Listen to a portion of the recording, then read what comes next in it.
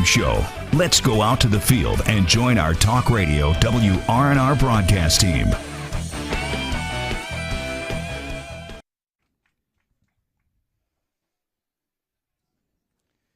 Good evening from Waccamaw High School, home of the Warriors, for some Mingo Bay Classic Baseball on Talk Radio WRNR and TV10. I'm Colin McLaughlin. Alongside me is Trip Tobin as well as Nick Verzolini. And back in the studios, Dylan Bishop, our on-site producer, Spencer Dupuis. It's the Washington Patriots taking on the hometown team, the Waccamaw Warriors. And guys, we're fortunate and very lucky as we just finished up the Martinsburg game at Georgetown against Archbishop Malloy, and we weren't sure if we were going to get here during the game or midway through the game or even at all, and we get here at the start of the game and get to see all the entire thing. Yeah, quick game over there at Martinsburg against Archbishop Malloy, a clean game, a 3-1 game. Played pretty quickly, got a little bit of a late start, but finished up early, and we're running a couple minutes behind here, so we get to see every pitch of this one. Looking forward to it as both teams' lineups are being called out. Let's quickly get our lineups, which are brought to you by Trips Flooring. Not sure where to go or who to trust with your flooring needs? Call Trips Flooring at 304-229-7009 or online at tripsfloorsanding.com. For Washington, batting first and pitching is Dunbar. Batting second in left field, Gill. Batting third at short is Moore. Batting fourth, the cleanup spot, the designated hitter, Reed. Batting fifth in right field is Clem. Batting sixth, third baseman, McCarthy. Batting seventh is the catcher and Poltar. Batting eighth, first baseman Smith. And rounding out the lineup for Washington, your second baseman is Schoen. For Waccamaw, batting first at shortstops, Cohen. Batting second, number 13 in right field, Alford. Batting third at third base, Mavis. Batting cleanup, the pitcher, Keelan. Batting fifth in right field, at first base, Darden. Batting sixth, the catcher, Clark. Batting seventh, the designated hitter, Galasso. Batting eighth in left field, Yonker. Batting ninth in center field is Nash, and Barnett will be at second base. Washington in the all blue uniforms for the Patriots with the red numerals on the front and back outlined in white. For Waccamaw, the tricolor hats with a black bill, white front, and red on the back. Red uniforms with black font on the front and white pants as we gear up for first pitch between Washington and Waccamaw. Your first pitch brought to you by CMA Chevy of Martinsburg. Make your way to CMA Chevrolet of Martinsburg on Foxcroft Avenue today for quality vehicles, friendly team, and professional service at every step of the way. Well, Colin, these two teams actually met in the same tournament a year ago, and it went 10 innings. It was a 2-1 win for Washington. It was the same kind of thing. It was the first game of the tournament for both teams. It was the nightcap at 8:30 p.m. beginning, so it was a long one between these two teams a year ago. First two pitches from Keelan to Dunbar taken for ball, so it's a 2-0 count. Third pitch, swing and a miss from Dunbar, count now 2-1. And then when Washington actually returned to the Eastern Panhandle, it was a tough stretch for the Patriots after this tournament. So they were playing really good ball to begin the year. Middle of the season wasn't so great. End of the year was okay, but next pitch, low and outside, count 3-1. Kind of weird that they didn't really carry over any momentum from this tournament. They've been a streaky team the last couple years, and they just got to fix them inconsistencies. Pitch misses inside. It's a leadoff walk for Dunbar to bring up Gill. Cam Gill up to bat with a runner on first. Nobody out in the top of the first. Dunbar with a lot of speed, but he's going to get run for here because he's pitching tonight's game. Number 21 will come in and pitch, courtesy run. Number 21 is in their lineup. Gill's right here on the deck. Okay. Gill's batting. Yeah. Oh, I was thinking Gill. Pitch fouled off by Cam Gill. Strike Wilt, one. Will Wilt says courtesy runner for Dunbar. Over and out of play. Cam Gill coming in, playing left field tonight, batting in the two spots. Calls time. Called time there. Washington's dugouts getting into the game here. The 0-1 pitch, fly ball. Center field, backtracking's Nash. He makes the catch. Runner will go back to first base for out number 1. He threw a little bit of a change up there and got Gill on his front foot a little bit and just lifted it, but he hit it out there about 350 at a 340, and a 370 is dead center. 315 down the lines. Cam Moore against Keelan. Keelan checks the runner at first. Wind up in the pitch. Low in the dirt. Clark keeps it in front of him, stands up. That'll keep the runner at first base. Count 0-1 to Cam Moore. Or excuse me, 1-0. Yeah, great job by the catcher there. That ball was in the dirt. Right-handed pitcher checking. Throw over to first. Not in time.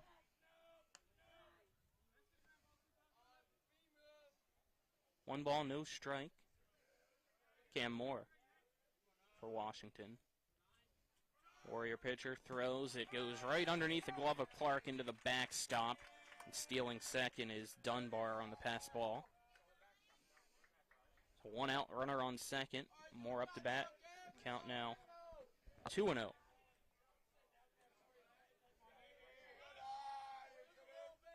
Keelan sets the pitch. High for ball 3 to Moore. Cam can sit here. Cam got some power. He can sit back here and run his pitch now. 3-1. Got to be looking dead red. Looking to drive something here in the gap to score a run. Give Washington a chance to get an early lead. 3-0 pitch. Taken by Moore for strike 1. 3 balls, 1 strike now. Keelan settles in on the rubber. Stretching the pitch. Misses for ball 4. So it's the second walk issued by Keelan. Got runners on first and second now for Washington. Still 1 out in the top of the first. Bring up Colin Reed. Nice job by Cam there, just taking what they give him. I know he wanted to hit there, want to get that RBI, but, he needs to, in this position early in the game like this, a baseball game, just get on base and, try to put as many runners on as possible. Reed swings at the first pitch. It's a ground ball to the third baseman, Mabus. Mabus across the diamond gets the fielder's choice to retire Reed. Both base runners will advance 1 base each, and now 2 outs, runners in scoring position on second and third for Clem. I don't know why. Second baseman was on second. Third baseman must not have got a good feel for that ball. He kind of double clutched instead of going for the double play, just threw across. But, after a walk there, I think, Colin Reed needs to look for a pitch that he can drive there, not just kind of slap at it. He kind of must have got fooled there on that 0-0 pitch. Swing and a miss for Clem for strike 1 on the first pitch from Keelan. He'll need to have better competitive bats for his team there if he wants to be successful in driving some runs. This pitch misses outside for ball 1. Count now 1-1.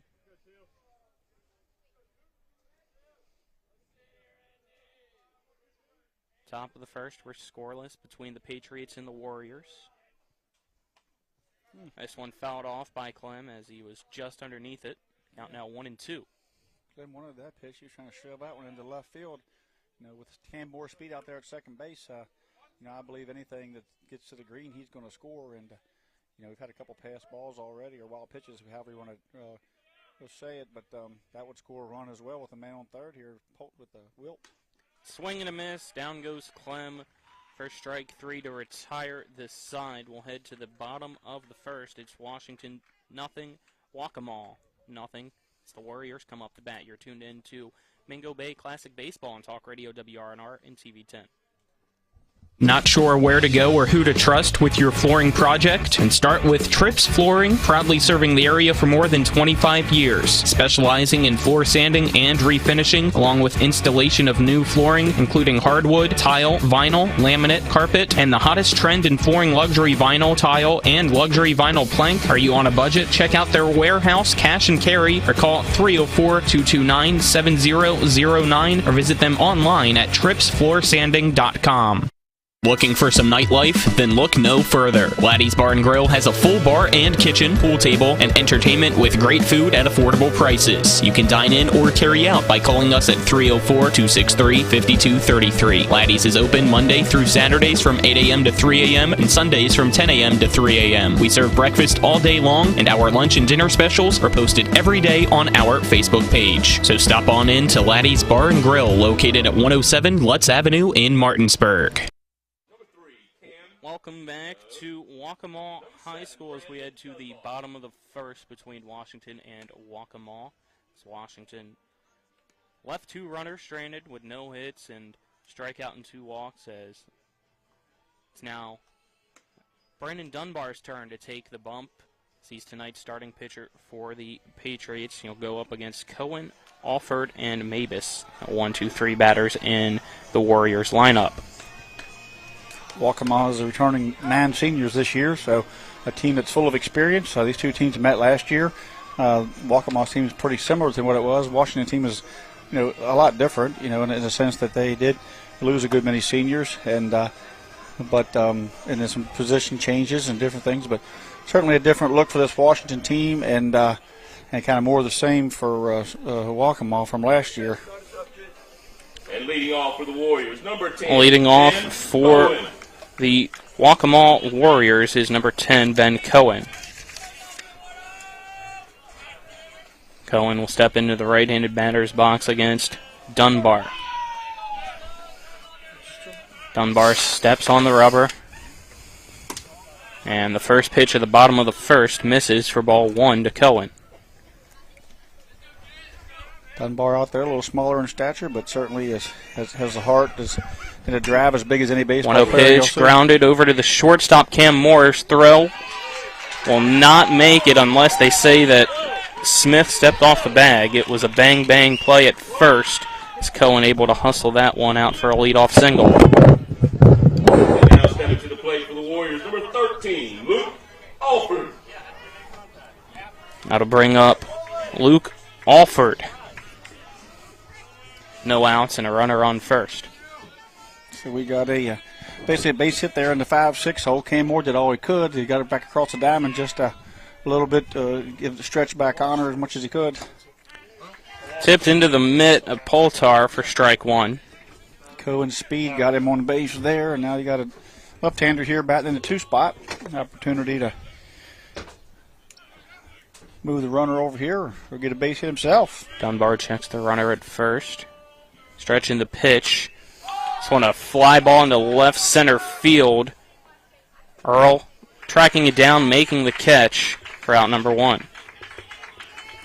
He got that one up in the air. Big lefty took that low pitch and hit a big uppercut there and sent that thing straight up in the air out there. It's a warm evening here at Waccamaw High School. Slight breeze, but nothing to really help try to carry the ball out.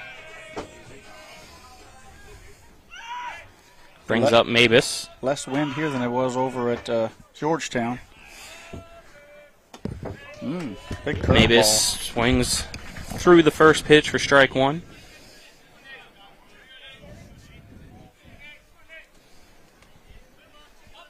Dunbar doing a good job keeping an eye on the first, keeping an eye on Cohen over there on first base. Looks like he might want to go. 1 pitch, grounder on the hit and run to the shortstop Moore. His throw to second, not in time. The throw to first from Schoen, also not in time. So the fielder's choice will allow runners to be on first and second with still 1 out. Not sure that was kind of a hit and run why Cam went to short. Now we have number 25. He didn't have a shot there, and then the second baseman, Gabe Schoen there, didn't make the turn because the guy on second was already standing on it. So kind of a mental error there, in the book. Men on first and second. Moore needed to get that out there, so now we got a little bit of a jam here for Brandon Dunbar. He's got men on first and second with the pitcher Will Keelan up, and Will's probably one of the larger larger players on that Waccamaw team. First pitch was a strike. Dunbar steps off the rubber for right before he throws his second pitch to Keelan. Steps back on the rubber on top of the mound. 0-1 pitch. Just below the knees of Keelan. The count now 1-1. Waccamaw bringing back all those seniors. We've seen how that did over at Hedgesville. You know, those guys really picked it up in their senior year, so Waccamaw's probably experiencing some of the same here with those guys. Runners on first and second, 1 out. The 1-1 pitch, low for ball 2 to Keelan. Potar had to go get that one. We did the Martinsburg game, I believe, that Robbie Lopez was catching. We've seen Cam Moore catch, so they got a lot of catchers. Runners are going. Runners going. The throw over to third, over the head of the third baseman McCarthy into left field. That's going to allow one to score. And in the bottom of the first, Waccamaw leads Washington 1-0.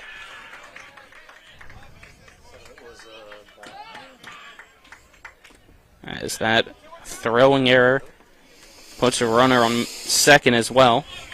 Everybody moved up. The ball sailed. Good footwork by Poltar. Just the ball sailed above Cam Gill over there, I believe, and into left field. Allowed the run to score. 2-2 pitch, fouled into the backstop. The count remains at 2 balls and 2 strikes for Keelan. Things not going the way Dunbar would like. He got the ground ball to short that he wasn't able to get an out, and then he got the guy trying to catch stealing. He get an error there, so Washington needs to settle down, make the routine plays, and get out of this thing, get in there and get some hits.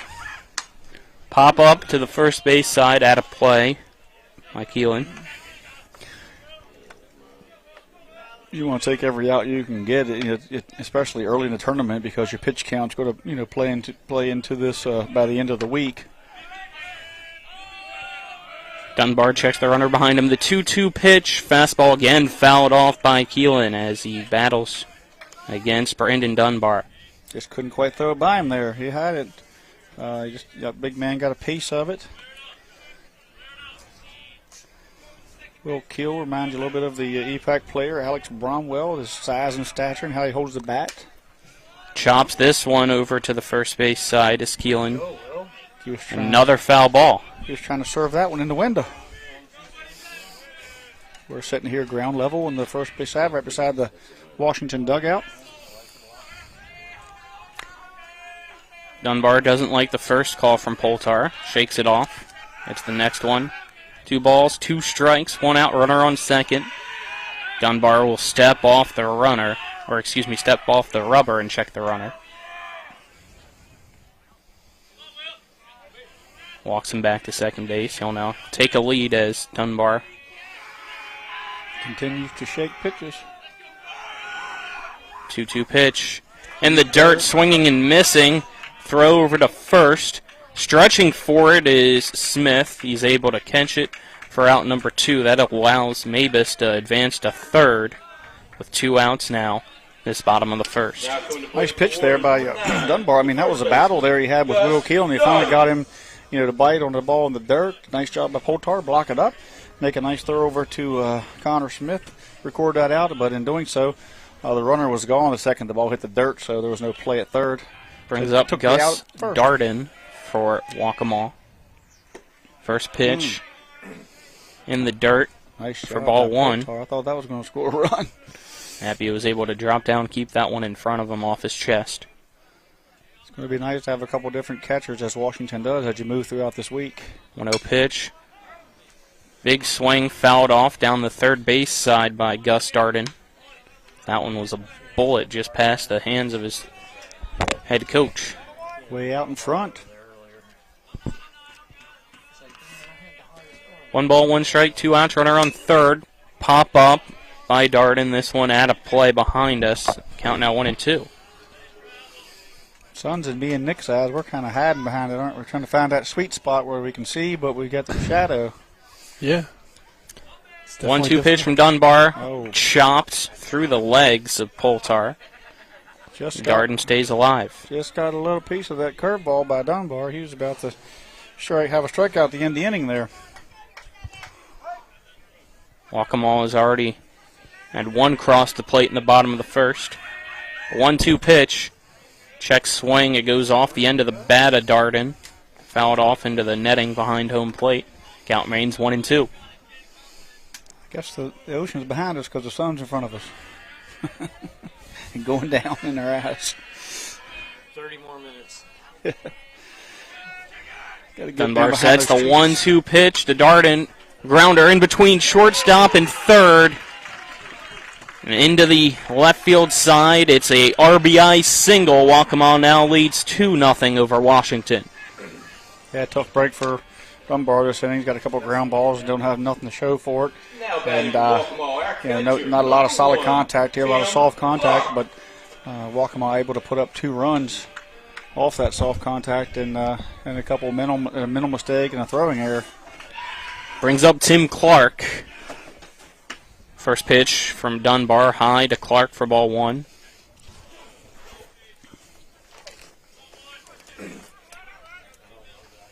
Nick, while you're at it, can you get me a water as well, please? Sure. Trip your Shout water. out to Nick. Next pitch, 2 balls and no strikes. Nick the water boy. Some They high pay me to quality do. H2O. Yeah. Dunbar Like in my sets. movie. Runner on first, the 2-0 pitch to Clark. So the line drive down the third base line. Making the way towards it is Gill. He dives for it to make the catch for out number 3. 2 runs cross the plate for Waccamaw. They lead Washington 2-0 at the end of the first. 1 to the second after this 1-minute break. You're tuned into the Mingo Bay Classic on Talk Radio WRNR and TV10. The Honda HR-V, CR-V, Pilot, Passport, and Ridgeline. They all have one thing in common. They never back off from a challenge. Available with all-wheel drive, the Honda SUV lineup has the performance you can count on and the capability to amaze. It's no wonder Kelley Blue Book's KBB.com named Honda the 2022 Best Value brand. CMA's Honda of Winchester, 3985 Valley Pike. CMA, moving lives forward. Based on 2022 brand image awards from Kelley Blue Book, visit KBB.com for more information. I pre-planned my funeral to make it easier on my family. They were relieved to know I'll get just what I want. My family actually thanked me for taking matters into my own hands. Turns out having this awkward conversation wasn't awkward at all. Pre-planning is my choice. There are certain things about me my family may not know. Now they won't need to guess. The choices are yours. The peace of mind is theirs. Pre-plan your funeral with Brown Funeral Homes and everything will be taken care of. Find out more online at brownfuneralhomeswv.com. Brown Funeral Homes, here for you. Welcome back as we head to the second inning between Washington and Waccamaw as the Warriors lead the Patriots 2-0 at the end of the first. The 6, 7, 8 batters due up for Washington: McCarthy, Poltar, and Smith. Yeah, they got to get something going here. I know McCarthy, good guy to have up on here for your leadoff. He's got some speed, the athleticism, able to move around the bases. Got Poltar and Connor Smith. Connor, we've seen him play in the Hedgeville game. Got a couple hits, so we know what he can do. And then, we can flip and get Gabe showing there at the bottom. Then we can flip this lineup back to the top, try to score a couple runs, and chip away this lead. If not, take the lead.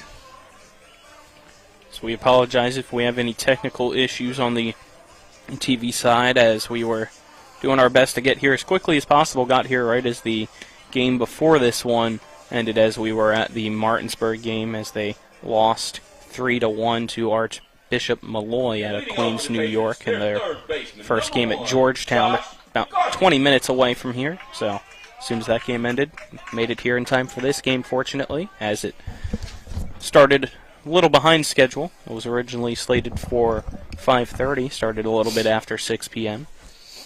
Got to give a big shout out to Coach John Lowry. Jefferson Cougars got his 1400th win today. It was confirmed on the way over here. We talked about it in the first game, but definitely today he earned his 1400th win. 1400. That's a lot of games. Yes, it is. As the first pitch to McCarthy from Keelan, low for ball 1.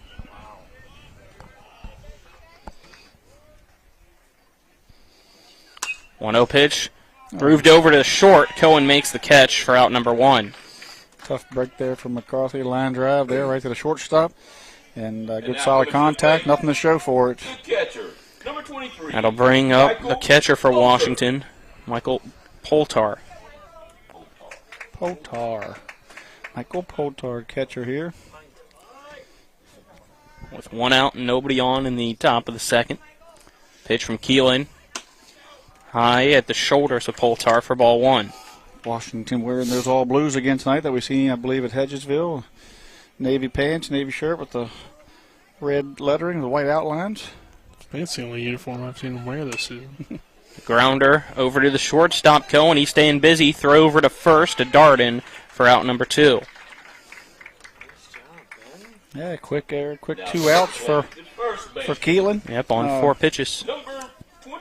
Kind of seen that last game where Martinsburg had a couple quick innings, and it kind of set the tone for the comeback for Archbishop Malloy. Brings up first baseman Smith with 2 outs. Smith, big swing and a miss at the first pitch from Keelan for strike 1. He was walking down the line on that one, wasn't he? Yep. He wanted to send that over the scoreboard. Right field. The 0-1 pitch to Smith. A big swing and a miss again for strike 2. He was behind that fastball from Keelan. Big man to big man. He threw it in there and said, hit it. And Connor just missed it with that big swing. The 0-2 pitch here, 2 outs. Keelan can throw about whatever he wants here. Check swing. It went off the end of the bat as Smith backtracks out of the box. Count remains at 0-2. I think he offered for it and kind of caught him there in the arm, but he tried to offer for it, but either that or got in the hand area, or either way they called it a foul ball. Maybe he got the knob or something. Keelan's pitch, grounder, just foul past the first baseman. Another curve ball after 2 straight fastballs. See if he'll change his eye level here with the fastball up after 2 curveballs down. No balls, 2 strikes, 2 outs in the top of the second. Smith up the bat for Washington. The 0-2 pitch, again grounded foul down the first base side to Smith. Trying to battle in this at bat. Well, at least he extended the inning a little bit, so it don't seem like, if he come up there and got out in 1 or 2 pitches, that would have been such a quick inning. Even if he does not find his way on the base, at least he forced Keelan to throw a few pitches this inning. Pitch from Keelan misses for ball 1.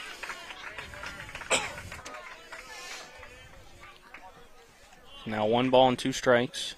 Nobody on as we're in the top of the second. It is Waccamaw 2, Washington nothing. 1-2 pitch. Popped up down the third base side. Yonker trying to go for it, but it bounces off the fence out of play. Count remains 1-2. Smith having a good at bat here. Fouling off pitches, staying alive, looking for something he can drive. The longer this thing goes, the more chance he has here. His percentage goes up that he'll get on base. Showing waiting on deck for Washington. You can get him on, get Showing on, get to back to the top of the lineup. You might be able to, take those quick 2 outs and turn it into a long inning. Big left-handed hitter, Smith. The 1-2 pitch. Grounder foul. Another bullet down that first base line. A great at bat. Just a very good at bat here for the young man. Similar to the at bat that Keelan had against Dunbar that he eventually struck out on. So hopefully Smith can do the opposite and figure out Keelan here and find himself a base hit. The 9th pitch of the at bat. Called strike 3. Down goes Smith. That's the second strikeout of the evening for Keelan. It remains Waccamaw 2, Washington nothing. We'll be back in 60 seconds. You're tuned into the Mingo Bay Classic on Talk Radio WRNR and TV 10.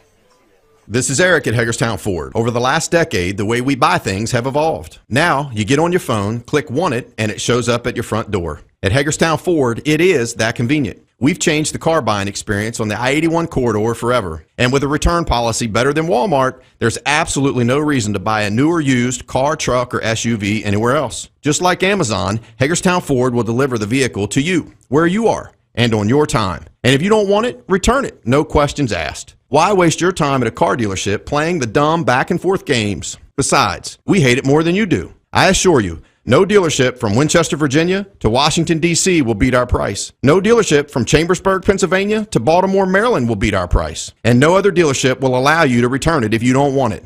Hagerstown Ford absolutely provides the best experience at the best price. Visit HagerstownFord.com to schedule your VIP experience. Click on the vehicle you want and get your new ride delivered to you at no risk. See dealer for details. Welcome back to Waccamaw High School as we head to the bottom of the second inning. 7, 8, 9 batters due up for the Warriors in Galasso, Yonker, and Nash. Yeah, Washington needs to, clear out a couple of those errors that we've seen in that first game from Martinsburg. The little things is what beat you in these close games. These two teams seem pretty closely matched. It's just right now, a base hit in the 6-hole or the 5-6 hole and a couple of little hiccups there for Washington, and Waccamaw took advantage of it. So they need to limit that and try to have a quick inning here and get back in there and get the sticks going. Christian Galasso takes the first pitch from Brandon Dunbar for strike 1. Next pitch misses. Count now 1-1 to Galasso. Dunbar working quickly. A 1-1 pitch. High for ball 2. Certainly want to try to get this leadoff guy to, get the ball in play, get him some soft contact here, get him out. 2-1 pitch. Catches the outside part of the plate. The count now evens up at 2 apiece. Nice pitch there. Frozen. Wasn't expecting that curveball to come in there around the knees. The 2-2 pitch from Dunbar. Swing and a miss by Galasso for strike 3. And out number 1. Nice job. Bring up Yonker. Nice job by Dunbar. Our left fielder, number 5, Jack Yonker. Jack Yonkers. Yonker, the left fielder, up to bat.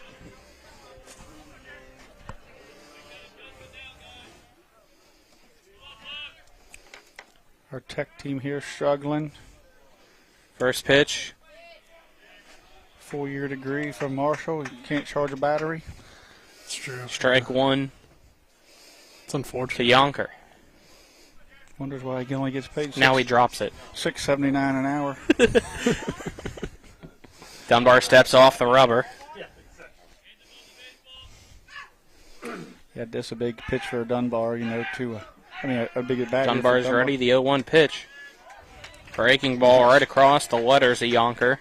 If he can get Yonkers and then get to Nash with 2 outs, he can not have to face this top of the lineup, before top of the lineup the second time in 2 innings. 0-2 pitch in the dirt for ball 1. The count now 1-2 to Yonker.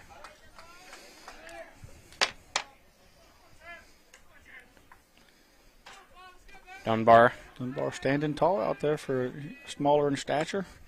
Misses low for ball 2 to Yonker. He really has cleaned up his mound presence some. He has a tendency to get emotional. Right now he seems like very poised. 2-2 pitch. One chops over to the third baseman. McCarthy is throw to Smith in time for out number 2.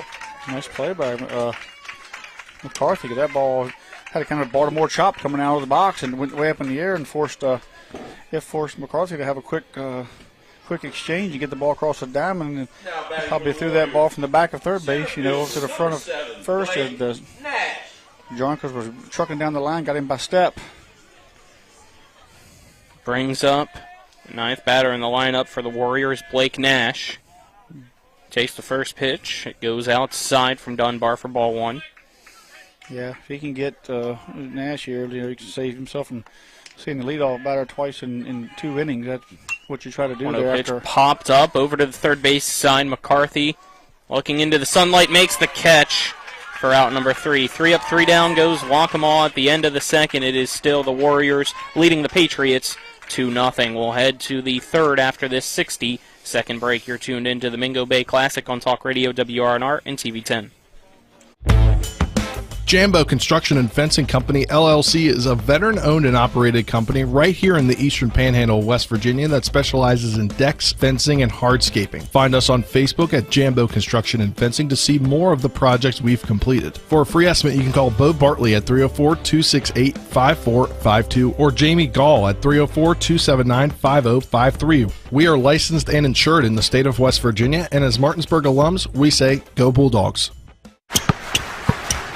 And the streak continues! CMA's Martinsburg dealerships continue to knock out the competition with their competitive pricing, extensive selection, and lifetime powertrain warranty. With over 450 new and used vehicles in stock and on the way, CMA won't leave you waiting on a bench. That's right, CMA's Martinsburg dealerships are once again the most valuable dealers in the area. For the strongest and deepest lineups, visit CMA's Martinsburg dealerships online at martinsburg.cmacars.com today. And good luck to all Panhandle High School student athletes. Welcome back to the third inning we go between Washington and Waccamaw. The 9-1-2 batters due up for the Patriots as they trail the Warriors 2-0. The Waccamaw field here is more of a traditional field. You know, you have the tree line there in the outfield. You got the batting cage down the left field line. You got your kind of a traditional dugouts here. There's a difference of down there at Georgetown. You kind of had those seats out there in the outfield and stadium seating, and so just fun to get around and see all these different parks, see the different setups. On the way over here, we've seen a whole new kind of a little, look like a little league park up there, a hub style field being built. So, a lot of fields around here. It's just fun to see how much baseball gets played in this small area. I mean, this area of Myrtle Beach. First pitch to Schoen, high for ball one. So we start off the top of the third for the Patriots. Keelan sets the 1-0 pitch. Big swing and a miss from Schoen. The count now evened up at 1-1. Schoen can get on here and get it back to the top. That would be a big start for Washington to get a base runner on before we get back to Brandon and Dunbar, Gill, and Moore. Takes the 1-1 pitch. It's called ball two to Schoen. Schoen, the freshman.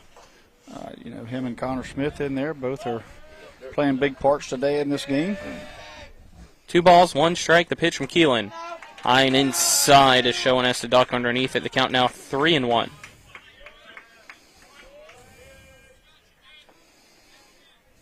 Keelan looks down at his catcher, Clark. The 3-1 pitch. Catches the inside part of the plate. Count now 4 to Schoen at 3 balls and 2 strikes. It's more than likely that Schoen's going to be a Hornet this summer on the other team. Payoff pitch. Misses inside for ball 4. It's a lead-off walk. Start off the top of the third for the Washington Patriots. The pitcher, number 7, Brandon. Big start there for Washington. That's a big help there when you get that bottom of the lineup on, get it turned over, send it back to the top, and let these guys up here do their damage, drive those guys in the bottom in.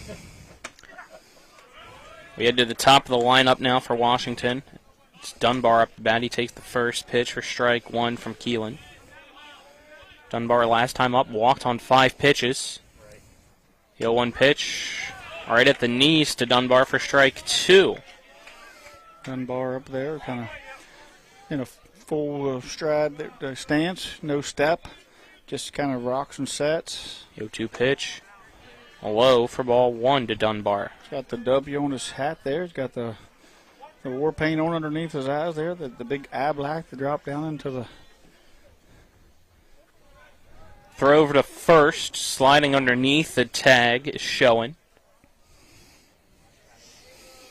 Got Dunbar with the undershirt. You got Gabe Schoen with the more of the Cam Moore. I'm going to show you my chest look. 1-2 pitch from Keelan. Off the glove of Clark into the backstop. That misses for a ball and will allow the runner to advance to second base with nobody out. Washington has a runner in scoring position down 2-0 against Waccamaw. Yeah, big run here to chip away here. That was a 2-strike, steal there. If it's a strike, you put it in play. If it's a ball, you kind of let it go. Fastball high to Dunbar. The count now 4-3-2. As he's battled back from the 0-2 count. Make the count now full against Keelan. Keelan checks the runner behind him. The payoff pitch to Dunbar.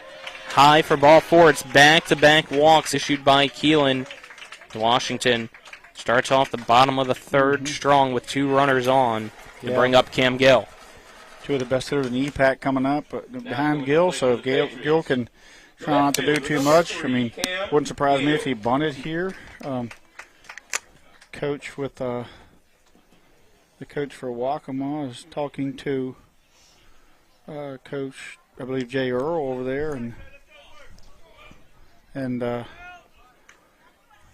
sending Gill to the plate here in a bunt situation. Yep, I do expect him to bunt, as a little birdie may or may not have told me as we are. It's a bunt situation, so, with these guys are coming up behind him. Well, he swings at the first pitch and fouls it off, so. Well, maybe not. Maybe they entrusted him to drive it over himself. I don't know. And get it done.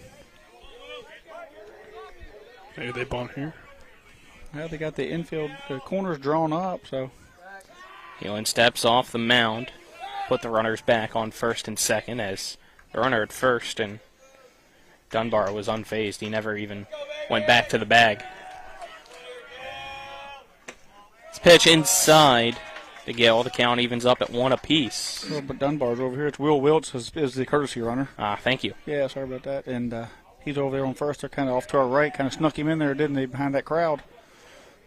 1-1 pitch to Gill. Yeah. Lined into left field. Backtracking's Yonker. Makes the catch. The throw to second will not be in time as the runner able to get back safely. Runner was going. Yeah, lucky there. Yeah, runner was going there. And number 9, Cam Moore.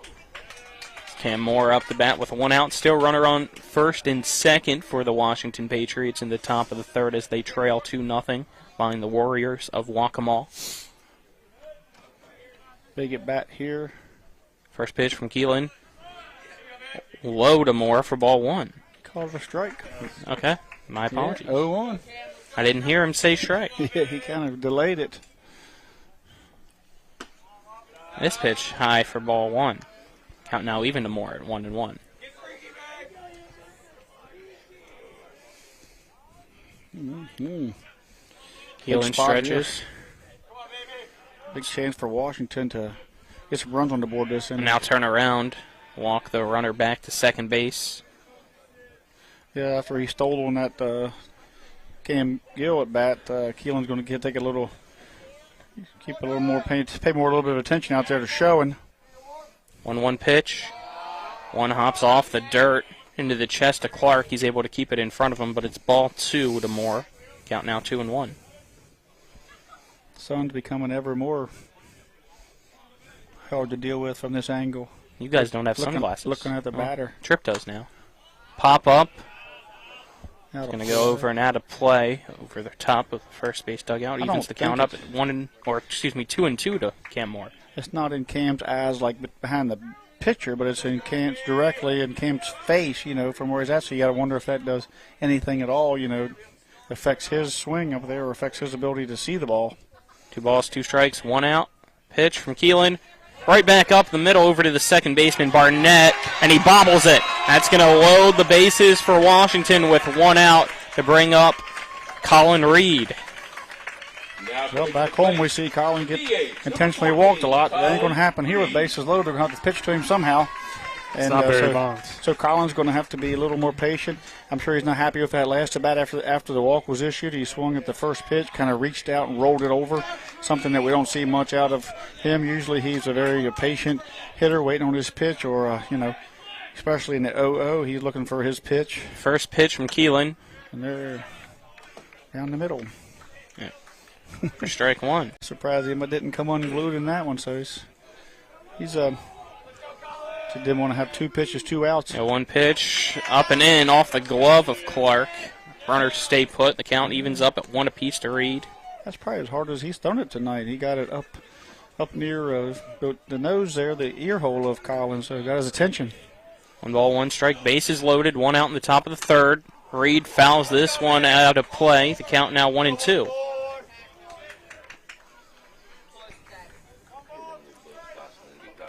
Washington trails Waccamaw 2-0, but is threatening here in the third. 1-2 pitch in the dirt. Count now even to Reed at 2-2.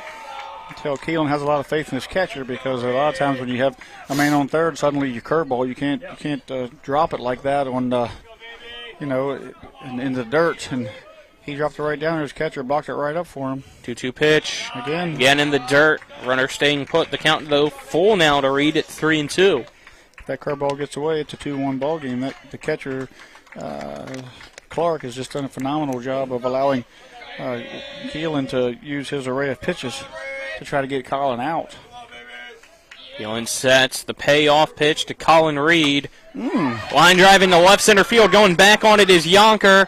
And that one hops off the wall. 1-1 will score. It is a 2-1 ball game. The run goes over the head of the cutoff man. That'll allow another to score. It's a 2-2 ball game. Reed stays at second base, and in the third, we are tied between Washington and Waccamaw.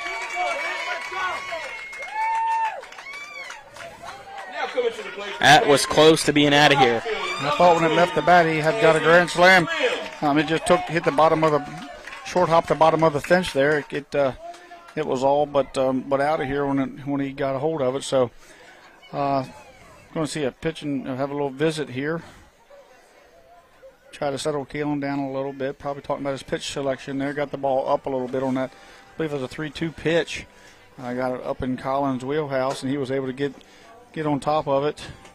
If the ball had a little bit of topspin, if he gets completely under, I think he puts it out in those trees out there. Definitely looked like he was going to leave the park, but just one bounce that wall from Colin Reed. So now it's a 2-2 ball game with runners on second and third for Washington, with still one out in the top of the third. That brings up Clem after the conclusion of the mound visit for Waccamaw. That's what happens when you put free bases. You had 2 walks in the air. That gives 3 people opportunity to get on base via without really hitting themselves on. The right fielder for the Patriots, number 2, Andy Clem. And that comes back to bite you a lot of times when you put those guys on base. First pitch of Clem. Over the glove of the first baseman, darting into right field. 1-1 will score, and Washington takes the lead 3-2 in the top of the third over Waccamaw.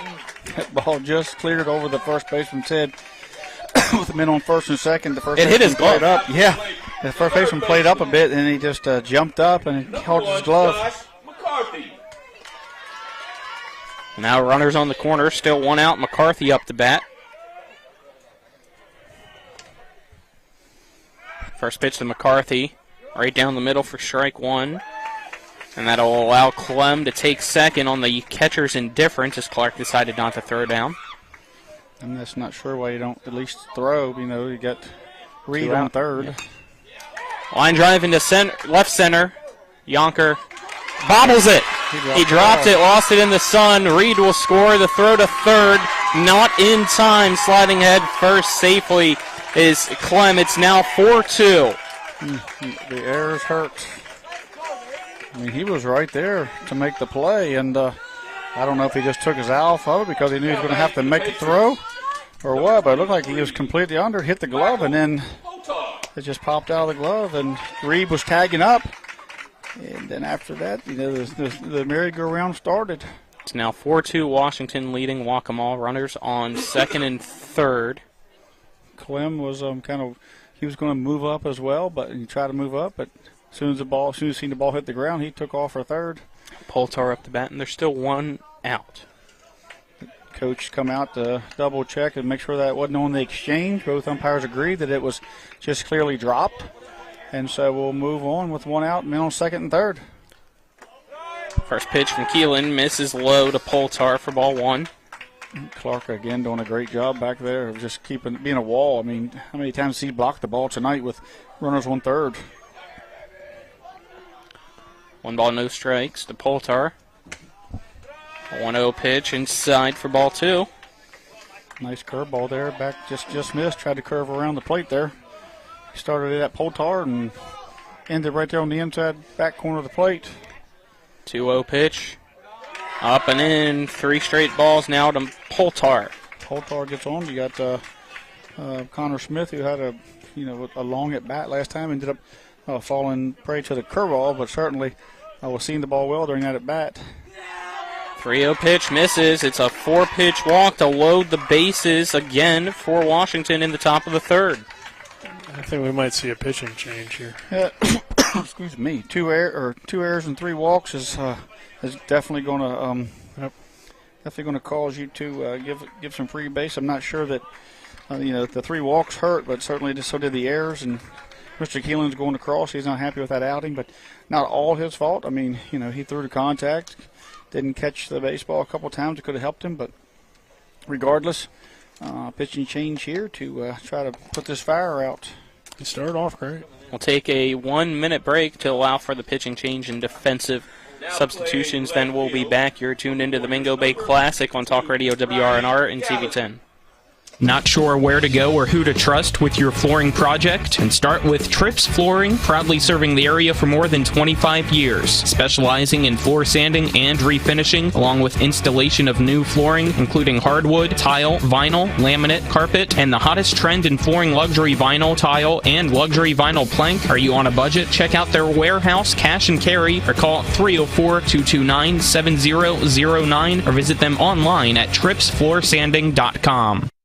With 4 new car dealerships and 4 used car dealerships in 3 states, Parsons is the largest used car and fastest growing new car dealer in the tri-state area. Take Parsons Ford with huge savings on hundreds of new Fords, financing from 0%, Parsons' goal of financing for all, and Parsons' famous above-market trade-in allowances that help make Parsons #1 for used cars too. See why so many won't buy anywhere but Parsons Ford in Martinsburg. We became #1 by making you #1 first. Parsons.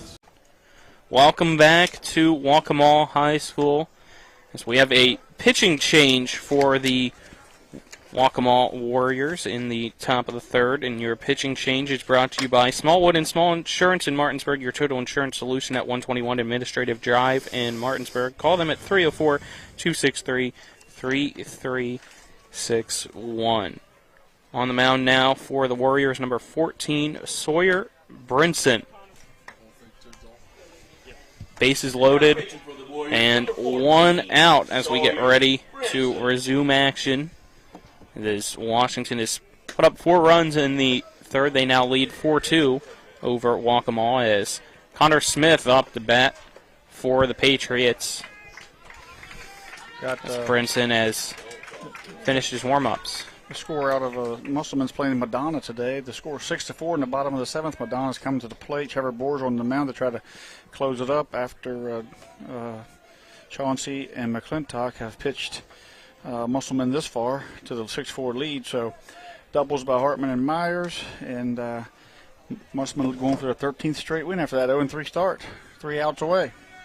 Madonna's a single-A team, I do believe. I believe Madonna's a single-A team, but I could be wrong. They could be double-A. But it was a 6-2 game, now a 6-4 game. First pitch swinging Smith, and that one goes through first and second underneath the glove of Alford in right field. Another error for Waccamaw will allow 2 runs to come across. It is now Washington leading 6-2 over Waccamaw. Smith doing what he needed to do, and Washington starting to open this game up a little bit here. They put 6 runs on the board here in the third, only 1 out, so the errors are kind of mounting here and causing big issues for the free basers. Are causes big issues for Waccamaw. Brings up Schoen, who led off the inning. He swings and misses at the first pitch for strike 1 as Smith will head over to second on the catcher's indifference. So now runners on second and third with still 1 out in the top of the third. Chance to get a couple more runs. Next pitch from Brinson. Misses high. The count now 1-1 to Schoen. Let's get a base hit from Schoen and see if the big man Connor Smith can turn the wheels up. Getting a heck of a lead out there. They got the infield drawn up. 1-1 pitch called strike 2 to Schoen. Waccamaw's trying to cut off the run at the plate, trying to keep that deficit at 4, if at all possible. 1-2 pitch, high for ball 2 to Schoen. All of a sudden, Washington's really settled into this one. With a lot of help. Yeah. From Waccamaw. Yeah, 3 errors so far. But now their bats are starting to come alive a little bit. This pitch low from Brinson. Count now for 3-2. I mean, we talk about it a lot. You know, if you put pressure on the defense, especially in high school, you're going to see a lot more mistakes. Yeah, if you strike out, you're not going to force the other team to make an error. All right. Full count, pitch. Ball 4. Schoen walks again. That'll load the bases. Washington led back to the top of the lineup in the top of the third. Now back to the top of the lineup. Dunbar up to bat. Yeah, those errors and the walks have been Waccamaw's undoing around a few hits, but you put the ball in play, make good things will happen if you put the ball in play and play hard and run it out and be smart on the bases. Dunbar loops up the first pitch in the infield. The infield fly will have the out. for out number 2. Those are things you can't do. I mean, in high school, we see this so much. Every year we see this where you have a walk and the guy's struggling and you go up and you give him a one pitch out. You know, you have to be patient looking for your pitch. I mean, if it's your pitch, 0-0, and you're hot, I mean, and the coach gives you the green light, it's one thing, but popping up to the infield on an 0-0 pitch after a couple walks is just, you know, it's just something that the EPAC I've seen throughout this year has just continued to do, and the coaches have been preaching approach, so it's certainly just, you know, the kids. First 2 pitches to Cam Gill, miss 2 straight balls from Brinson. Bases loaded, 2 outs in the top of the 3rd. Washington leads Waccamaw 6-2. Gill will let the next pitch go by for a strike. The count now 2-1. I can say what I've seen so far in 2 games. The umpires have been rather professional. I mean, you know, taking care of the game, keeping it moving, and good strike zones. 2-1 pitch called strike 2 to Gill. These guys like this, when they give you that half a second break, I mean, they're making sure of themselves. They're not like guessing pitches or predetermining a pitch. This pitch called strike 3 at the knees to retire the side as Gill gets caught looking, but Washington now leads 6-2 over Waccamaw. We'll head to the bottom of the 3rd after this 60-second break. You're tuned in to the Mingo Bay Classic on Talk Radio WRNR and TV10.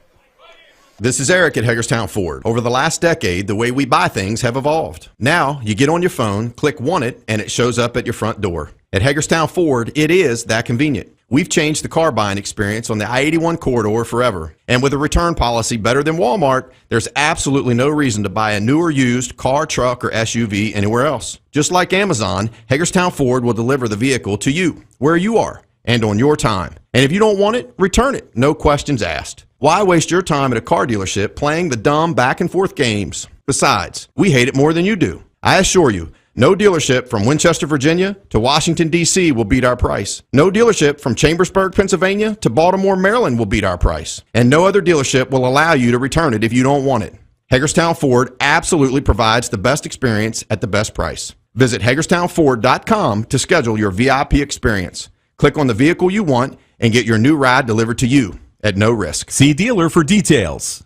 To Waccamaw High School as Washington now leads 6-2 as we head to the bottom of the 3rd inning. It will be the 1-2-3 batters due up for the Warriors, and Cohen, Alford, and Mabus. Number 10, Ben Cohen. Ben Cohen singled his last time up. Start off that bottom of the 1st, and then later came around to score.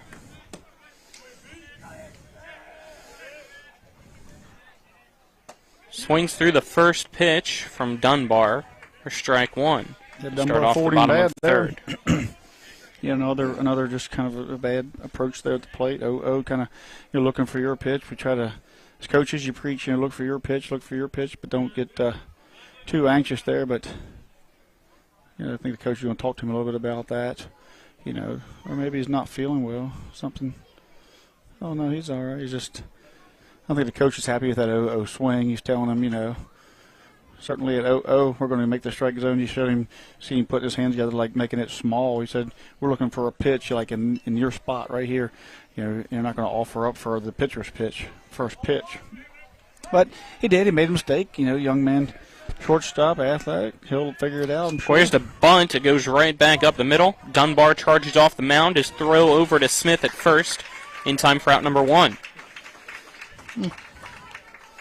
Yeah, he that particular, I'm sure Cohen would like to have that whole bat back. He offered at a pitch that he didn't like, and then he bunted right back to the pitcher looking for a line. I'm sure they're trying to bunt for a base hit up the first baseline, but just got right back to the pitcher. So, that happens. He'll shake it off, and his team needs him over there. His coaches are over there. They're talking to him about it a little bit, but looks like nothing but good things are happening in that dugout, teaching, but in a positive way. First pitch to Alford, strike 1. Next one, fly ball in the left center field, backtracking on it, diving for it and missing it is Earl in center. Now picking it up is Cam Gill. He goes to the cutoff man, and it will be a triple for Alford. That ball was hit, and Oh, Earl gave it everything he had out there in center field, and he dove right there at the end, but he got it out there at that 370, 360 mark, and Alford never stopped. He knew he was triple off the bat. He was coming, and he pretty much could have went there on a stand-up, but he decided to slide, as most young men do. Bring up Mabus. 1 out. Runner on third. It's Dunbar. Reset on the rubber for pitching to Mabus. 6-2, Washington leads Waccamaw in the bottom of the third. First pitch swinging, it's a grounder up the middle. That'll allow a run to score, but coming off the mound is Dunbar, and he'll have the 1-3 fielder's choice to retire Mabus. Now 2 out, and it is a 6-3 ball game. I don't know who's doing Washington's game changer, but they have an error there, but I don't think that was an error, do you? That ball was cleanly raked off. That was not even close to an error. It never even hit a glove. That was a triple all the way, and then one heck of an effort by Earl out there. So you said that's Washington's game changer doing that to their own player, giving them an error. High expectations. First pitch. Well, in some ways, they're Brinson not giving Dunbar a triple given run. up. Yeah.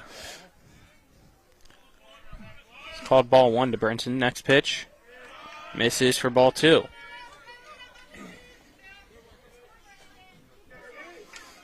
Brinson, the new pitcher, he came in last inning. 2 outs for now. Keelan. This pitch right off the top of Poltar's mask into the backstop. 3 straight balls from Dunbar to Brinson. Dunbar just told to settle down as he has 2 outs and nobody on. But a 3-0 count to Brinson. 3-0 pitch. Right down the middle for strike 1. Taking all the way there, trying to get something going, trying to pass that at bat down to the next guy, get some guys on base, and continue to cut into this lead here as the sun goes down and starting to get behind that big tree. Grounder diving forward as Dunbar, he misses, but it goes to the second baseman, showing his throw past the glove of Smith into the first base dugout, and he's safe at first. So Poltar was there for the backup. Good play by Poltar, showing it was a kind of a slow roller. Not a slow roller, but it wasn't hit that hard. And Schoen had an opportunity to make the play, just threw it wide. Brings up Gus Darden, who had the RBI single his last time up. A lot of errors tonight. I'll give him an error on that one. Second error for Washington. We didn't count the one earlier that they counted, so that's 2 for the Patriots, and then they have only 3 for Waccamaw. Yeah. Ugly baseball at the moment. I'm sure both teams would agree with that. Runner on first. Darden up the bat. He takes the pitch on in. Ball 1 as we have Green now courtesy running for the pitcher and Brinson. Dunbar's pitch. Breaking ball catches the inside part of the plate. The count now even at 1-1 with 2 outs. That was a slow curve. He dropped a lot off of that as Nick starts to yawn here. Dunbar sets. 1-1 pitch. Fastball missing for ball 2. Nick was probably up all night. Bonfire on the beach last night, Nick? Yeah, of course. 2-1 pitch. Low and away for ball 3 to Darden. As Dunbar starting to struggle just a little bit on the mound here with 2 outs in the bottom of the third. This pitch count's going to get him with these long innings and these couple errors. Forces you to throw a lot more pitches than you need to. 3-1 pitch right down the heart of the plate for strike 2 to Gus Darden. Yeah, I'm surprised he didn't unleash on that one. Darden, a big young man here, first baseman, batting in the RBI spot. Let that one get through. Here comes the payoff pitch. It's up and in. Almost takes the head off of Darden. He was able to duck below it for the walk. And we'll put Green on second, Darden on first. Dunbar's already up over 50 pitches. And 2 2/3, so he needs to get out of this mess here as we got men on first and second and the tying run to the plate here with 2 outs. Brings up the catcher and Clark for Waccamaw. It's a great. I really like Clark. He's done a great job back there with runners on base. First pitch to him, low and away, missing for ball 1 from Dunbar. Catchers are underappreciated for what they do. This young man has dug a lot of balls out of the dirt here tonight, kept some runs off the board for Washington. Some easy runs that could have got to the backstop for wild 1-0 pitches. pitch, fastball high for ball 2 to Clark. It is Washington 6, Waccamaw 3. As we're in the bottom of the third with 2 runners on for the Warriors. And 2 out as Clark will call a timeout to step out of the box, take a practice swing before stepping back in. Dunbar hasn't even moved on the rubber. As soon as Clark steps back in, he's ready to go. This pitch right at the knees for strike 1 to Clark. Clark was taken there, it looks like, because they're still kind of in catch-up mode here, trying to catch up and get runners on anyway at all. 2-1 pitch. This is outside the count now, 3-1 to Clark. This is where you let the other team, do. It's when you let the team put you on. John Lowry Jr. or Sr. would say, just throw strikes and let high school hitters get themselves out. 3-1 pitch, low for ball 4. It's back-to-back walks now as Waccamaw has the bases loaded to bring up the designated hitter, Galasso.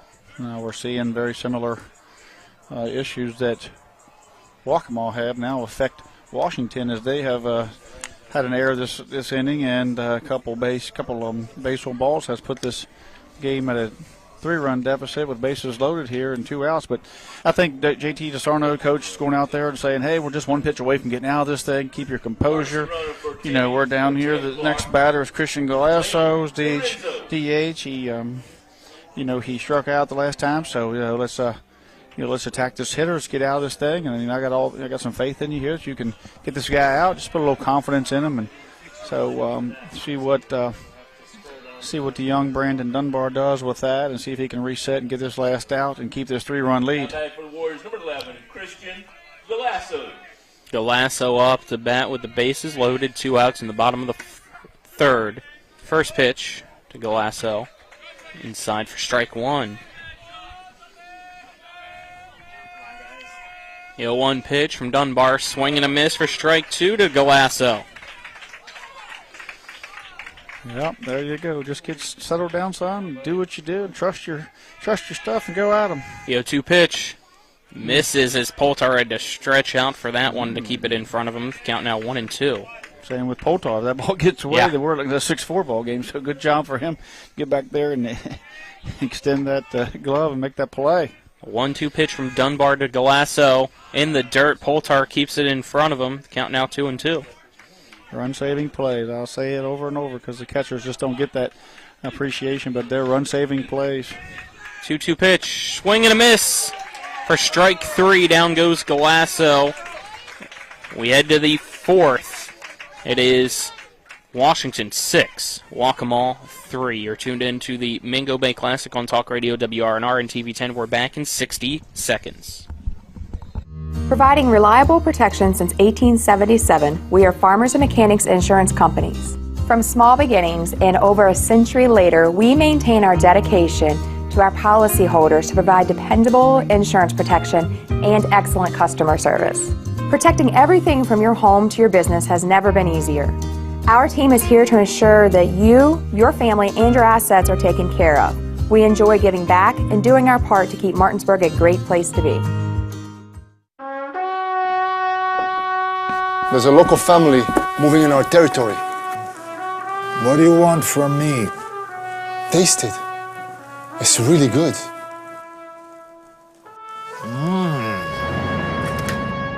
We're going to the mattresses. It's not personal. It's strictly business. Leave the guns. Take the pizza. Rock's, now serving hot, fresh pizza to die for. Ow, that really hurt. Welcome back to Waccamaw High School as we head to the 4th inning for the Patriots. Due up the 3-4-5 batters in Moore, Reed, and Clem as they lead 6-3 after 3 innings so far this evening. It's a beautiful evening. Great weather so far this week as It's day one of the Mingo Bay Classic in Myrtle Beach, South Carolina. We've already saw one game so far that we had broadcasted. It was Martinsburg losing 3-1 to Archbishop Malloy. We'll have 2 games for you tomorrow as well. As we start off the top of the 4th, Brinson's first pitch high to Moore for ball 1. Tomorrow's games are, 12:30 and 7:30? That is correct. Ish. 1-0 pitch. Ish. Misses for ball 2 to Moore. Washington across the diamond, third base, Mabus, shortstop Coe, second base Barnett, first base Darden. The outfield left to right, Yonker, Nash, Alford, Clark behind the plate, and Brinson's a new pitcher in here. 2-0 pitch right down the middle to Moore for strike 1. Count now 2-1. A 3-run lead, I could see you swinging at those pitches, so these approaches are kind of backwards at times to me, but 2-1 pitch pops up into center field. Tracking it down is Nash. Shadow's helping him out. Makes the catch for out number 1. The 2-0 pitch gets by him. When you got a 3-run lead, you want to, if that's your pitch, you want to drive it, but then end up, taking the next pitch that's a little bit up in the strike zone and flying out is just not a good approach by these young men here in the midseason. But they'll figure it out. That they want to do good things and they'll work hard. Brings up Colin Reed as Brinson's first pitch low to Reed for ball 1. Reed with that double the last time that one hopped the wall out there. Big hook. 1-1 pitch, next pitch was strike 2. That was a big old hook. 0-2 count now to Reed. Instead of 1-1, my apologies, as the 0-2 pitch. That one just misses. Count now 1-2.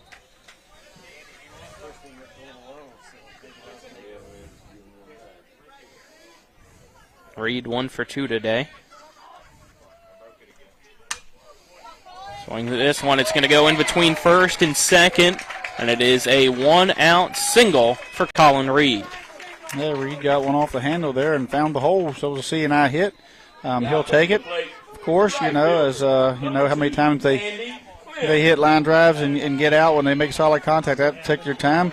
Was sort of a C&I hit, but Colin doing a good job there of 2 strikes, fighting it off and just using his strength to get it fisted out in the right field. Brings up the lefty in Clem. Takes the first pitch for strike 1 from Brinson.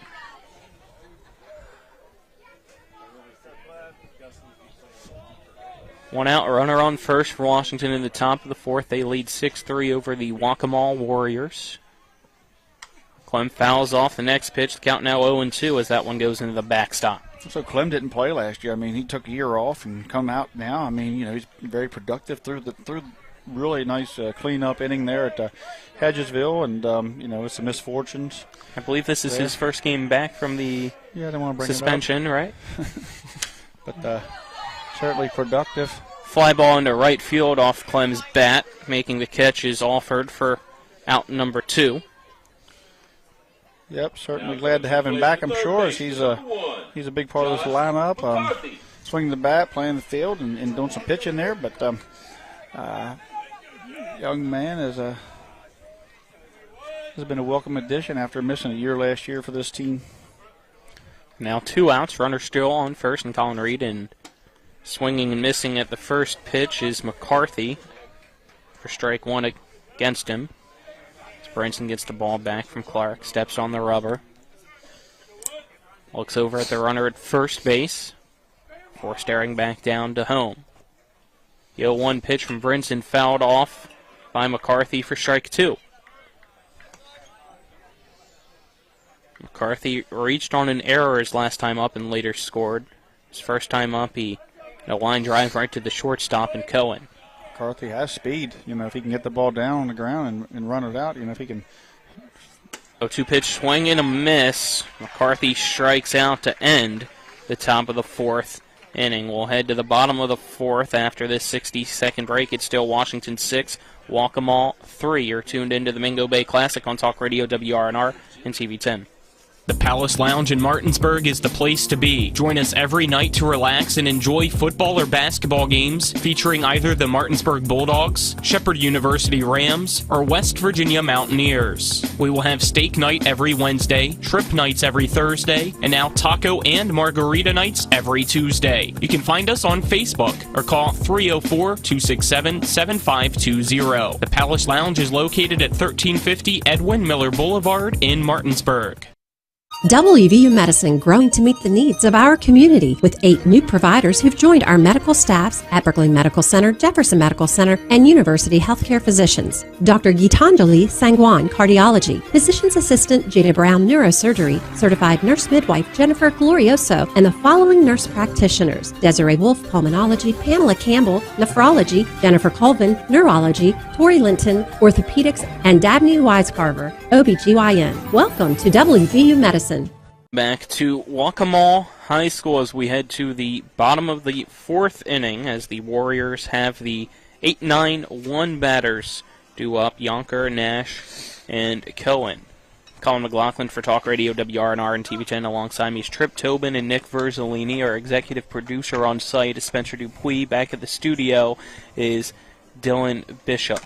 I don't know why you're saying he's executive producer. I mean, he's trying. You've got to keep him happy because he's executive battery charger because he didn't charge them last night. Had to go wake these guys up. Looked like the scene from The Hangover over there in that condo.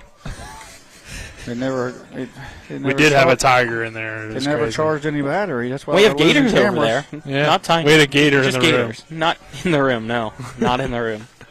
So if everybody at home is wondering why we have one camera angle, it's because they didn't charge any of the batteries.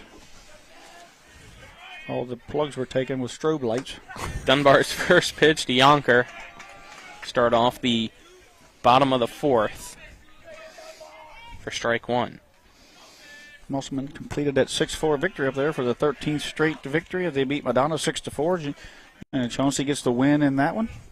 Looks like we actually have a pinch hitter. Thank you, as it's Gallagher up to bat. Okay. Take the next pitch. Count now 1-1. Should have looked at Game Changer a little bit sooner to know that it was Gallagher up to the plate.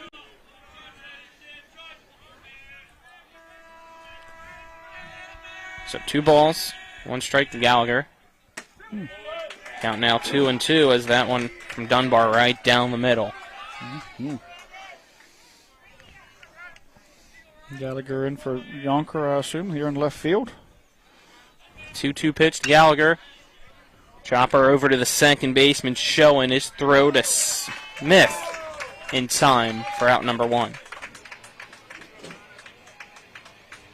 Now coming to the plate for the Warriors, number 7, Blake.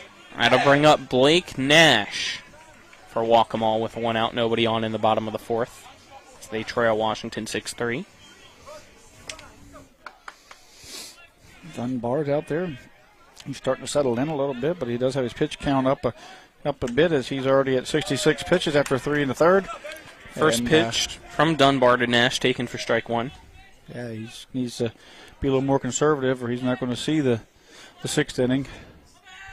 The 1 pitch misses, low and away. Count evens up to Nash at 1-1. A couple errors didn't help him to hunt in the long at bats also. 1-1 pitch fouled into the third base dugout. Fortunately, it looks like everybody's okay.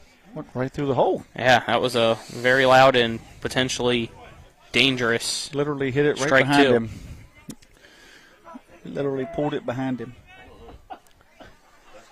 1-2 pitch from Dunbar popped up and over our heads and out of play to keep the count for Nash at 1-2. Supposed to do that in your opponent's dugout. There's still time. I don't know. 1-2 pitch.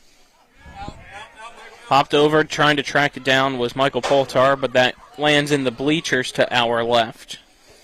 Count remains at 1-2. When those balls go in the dugout like that, you call it, they went in there to find the uglies.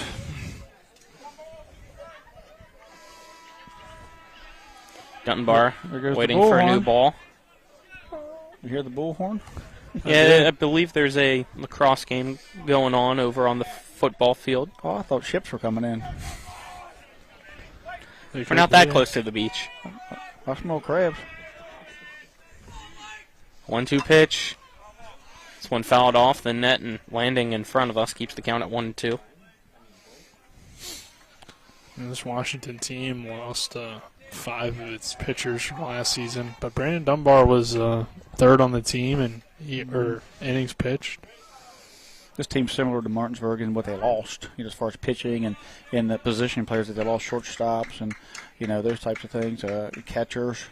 So very similar to Martinsburg with their catcher, shortstop, and pitching Here comes staff. the 1-2 pitch to Nash. He fouls it, or does it hit him? Apparently it hit him. He can't Apparently do that. it hit him. He's come on. I mean, he put his hands into the zone. Warriors, the shortstop, number 10, Ben Owen. That puts Nash at first. Wow. 1 out. Maybe it was we had a Brings worse, up Cohen. Maybe we didn't have a good angle there. It looks like he kind of turned to swing and it got him in the elbow, but going to be no. Not going to talk anything to the umpire about it, say anything to the umpire about it, so he's going on this pitch. Cohen squares the bunt. The throw over to second, sliding in safely is Nash. The throw wasn't in time. Cohen squared the bunt. Dunbar threw a fastball, and the dirt skipped off the plate. And Poltar was actually able to make a good, clean swipe there. It did cost him a little bit of time in his exchange, but he made a heck of a play, just making a play out of it. You see Cohen's way up in the box again. Bunts this one. Dunbar charges forward off the mound. His throw to Smith. Great job. Will get out number 2, but the sack bunt puts Nash at third. Yeah, I mean, Waccamaw is okay with their, I assume their leadoff guy. They're sacrificing him over to third, getting him 60 feet away, just trying to possibly cut this to a 2-run game. Yeah, Gotcha there.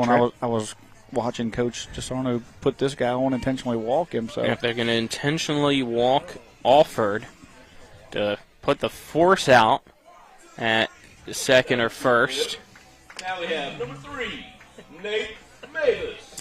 So yeah, sorry about that. I kind of got caught mid-thought because I was a little surprised about the intentional walk, but So they it's were 2 outs, runners on the corners to bring up Mavis. But yeah. So I mean, no big deal. But does Alford take second though? I would think. We're going to go ahead and instead of trying to score 1 run, I'm going to try to score 2 now. Looks like he's going to me. Dunbar will check the runner before stepping on the rubber. Stares down at at Poltar. First pitch to Mavis, fouled off for strike 1. This guy has to let him get down. I mean, you have to let the ball get through and let him get to second there, Yeah, it's right off the pitch. Alford was running, but has to go back. He had a big jump. I mean, it was easy to see he was going to make it, but batter sends him back with the foul ball. Dunbar, the 0-1 pitch. This one popped over to right field. Charging forward is Clem. Trouble. And it lands in between Clem and Earl. 1 run will score. And on the error, it is now Washington still leading, but only by 2 at a 6-4 ball game in the bottom of the 4th. Earl, Clem, and Schoen all got close to it, and it dropped in between them, and you can see a little bit of a little frustration on Dunbar and Poltar as they expected to be out of the inning as Dunbar kind of was coming off the field and thinking it was just a pop up to left field or right field, but it found its way to the ground and give the Warriors life here. 2 outs. Brings up Brinson. Brinson sends a line drive into right field on the first pitch. 1 run will score. The throw over to third will be in time to end the inning, but not before another run was able to cross the plate. So it is Washington 6, Waccamaw 5 at the end of 4. We'll be back in 60 seconds. You're tuned into the Mingo Bay Classic on Talk Radio WRNR and TV 10. Ever try to collect on an insurance claim? Perhaps a homeowner's claim, auto accident, or fire. Insurance companies collect money from you for protection should something bad happen. And when it does, they don't want to pay, or they offer too little. At Mansion Ferretti, we have an attorney who worked defending insurance companies and knows all the dirty tricks they play to deny or lowball your claim. Call us today for help in getting what you really deserve. Mansion Ferretti, when you need justice. And The streak continues! CMA's Martinsburg dealerships continue to knock out the competition with their competitive pricing, extensive selection, and lifetime powertrain warranty. With over 450 new and used vehicles in stock and on the way, CMA won't leave you waiting on a bench. That's right, CMA's Martinsburg dealerships are once again the most valuable dealers in the area. For the strongest and deepest lineups, visit CMA's Martinsburg dealerships online at martinsburg.cmacars.com today. And good luck to all Panhandle High School student athletes. It never to came back on. Waccamaw High School, as trying to figure out the camera issue there, as you can hear. I already told you the camera issue. The guy was supposed to charge batteries had a kegger. It's a 6-5 ball game. We head to the 5th inning. Washington will have the 7, 8, 9 batters due up. Now coming to the plate, the catcher, number 23. As it will be Spencer Smith, gets a and little Shelley. nervous when I joke around. He thinks that Hornby's going to take me serious, I guess, and fire him. But he hasn't yet, so I don't think he will. Well, I mean, you get what you pay for, $7 an hour. I thought it was $6.79. Got a raise? Less than minimum. I want a raise. Out-of-state wages. Okay. He gets out-of-state wages down here. First pitch from Brinson fouled off by Poltar. Start off the top of the 5th. There's a wild ending there as the we did the intentional walk, kind of come back and bit him as Mavis. I think they made the right call there because he got the loopy pop fly, but then it fell in, then scored a run, and had another line drive hit that fell in, but a runner going from first to third. Mavis got thrown out by Breaking ball misses for ball 1 to Poltar, even up the count at 1-1. 1-1 pitch, low and away. Ball 2 to Poltar from Brinson. And we got us a one-run game here in the 5th. So Washington has only been able to score in one inning, but they put up 6 in that frame. 2-1 pitch, popped up over in foul territory down the first base side, trying to track it down, but it lands foul. The count even up at 2-2 now.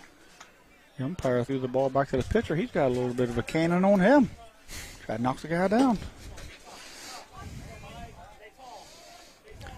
Nobody out, nobody on, top of the 5th. Poltar, the catcher, up the bat with a 2-2 count. Pitch from Brinson. High for ball 3 to Poltar. Such a difference in temperature from the start of the game till now. When the sun went down, you can feel that cooler air now. As earlier we had a little bit of, I would even use the word humidity back at, over Georgetown. 3-2 pitch misses for ball 4. It's a lead-off walk from Michael Poltar to start off the 5th inning for the Washington Patriots. Should have a courtesy runner, I would think, here for the catcher. Somebody's 24. Looks like we will, as Smith will be up the bat. Number 24, who you got? I'm waiting for it to double check here on Game Changer as Smith pops up the first pitch. Running forward is Darden down the side of the fence over to the dugout. But it's out of play for strike 1. It's Earl. Oh, Jax or Jameson. Yep, Earl is pinch running. You got Jackson Earl and Jameson Earl. So this is Jameson Earl running. Jackson is playing the outfield. Yep. Looks like Robbie Lopez is going to hit next for Showen. Throw over, sliding underneath it, just barely is Earl safely. Almost laid that throw right on his behind.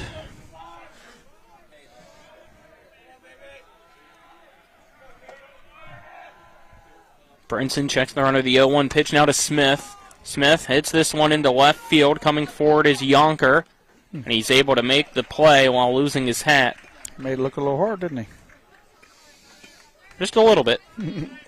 It was come off the left-handed bat, had a little spin on it. At first, it looked like it was going to be the little Bermuda Triangle hit, but it carried on out there. And Lopez is going to hit in Showen's spot. After Showen had a couple walks, played second base, had a pretty solid day. Robbie Lopez up the bat now. Freshman. He caught in the Hedgesville game, I believe. With one out and a runner on first. Pitch from Brinson, big swing and a miss from Lopez. Strike one. Tough first pitch there as he took some off of it and dropped it in there for a strike. Had him out on his front foot swinging. A runner on first and lead off. Brinson. The 0-1 pitch. This one blooped into left field. Yonker goes back on it, makes the catch for out number 2. Lopez is hurt. Yeah, Gallagher. Thank you, as I forgot. Yeah, Gallagher did switch for Yonker. So that is Gallagher out in left field to make those past 2 catches. Yeah. Came in the game for Yonkers. They're back a little bit late, a couple innings ago. And it's Gallagher, Nash, Alford out there. Runner going, the throw from Clark. Bobbled by Cohen. So Dunbar up to bat now. Has a runner on second with 2 outs in the top of the 5th. Had to give it to Lopez, though, after being fooled on that first pitch. He squared that other one up, and he turned that left fielder around and forced him back to the warning track. The pitch was called a ball. So the 1-0 pitch will now be called a strike to Dunbar.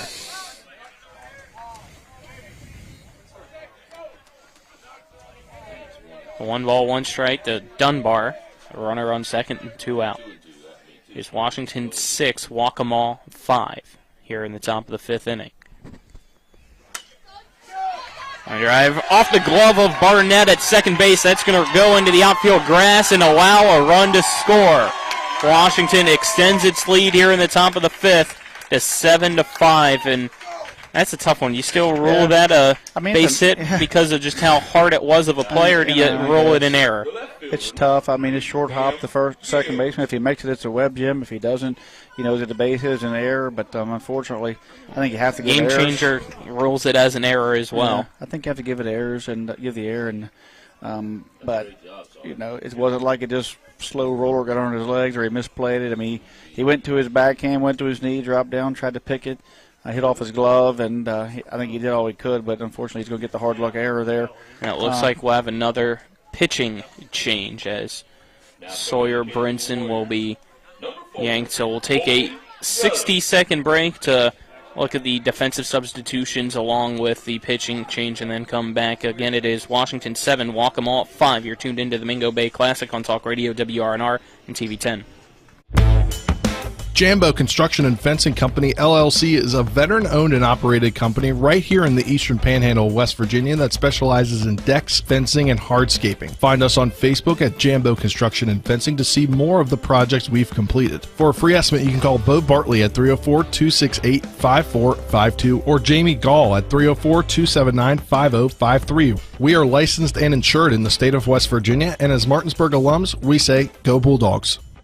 With 4 new car dealerships and 4 used car dealerships in 3 states, Parsons is the largest used car and fastest growing new car dealer in the tri-state area. Take Parsons Ford with huge savings on hundreds of new Fords, financing from 0%, Parsons' goal of financing for all, and Parsons' famous above-market trade-in allowances that help make Parsons #1 for used cars too. See why so many won't buy anywhere but Parsons Ford in Martinsburg. We became #1 by making you #1 first. Parsons. Welcome back to Waccamaw High School as we're in the top of the 5th. Washington leads Waccamaw 7-5 as we have another pitching change for the Warriors, as your pitching changes are brought to you by Smallwood and Small Insurance in Martinsburg, your total insurance solution at 121 Administrative Drive in Martinsburg. Call them at 304-263-3361. New pitcher for Waccamaw is number 4, Holden Gully. A lot going on there. So we kind of wait some of the changes here. Yeah, I'm doing my best. It looks like we got Keelan at first. Alford, it looks like, is now. I'm not sure that's right yet, is it? At got second base. Is Pico the catcher? The pitcher? I thought it was Holy. Gully. Gully. Mabus has moved.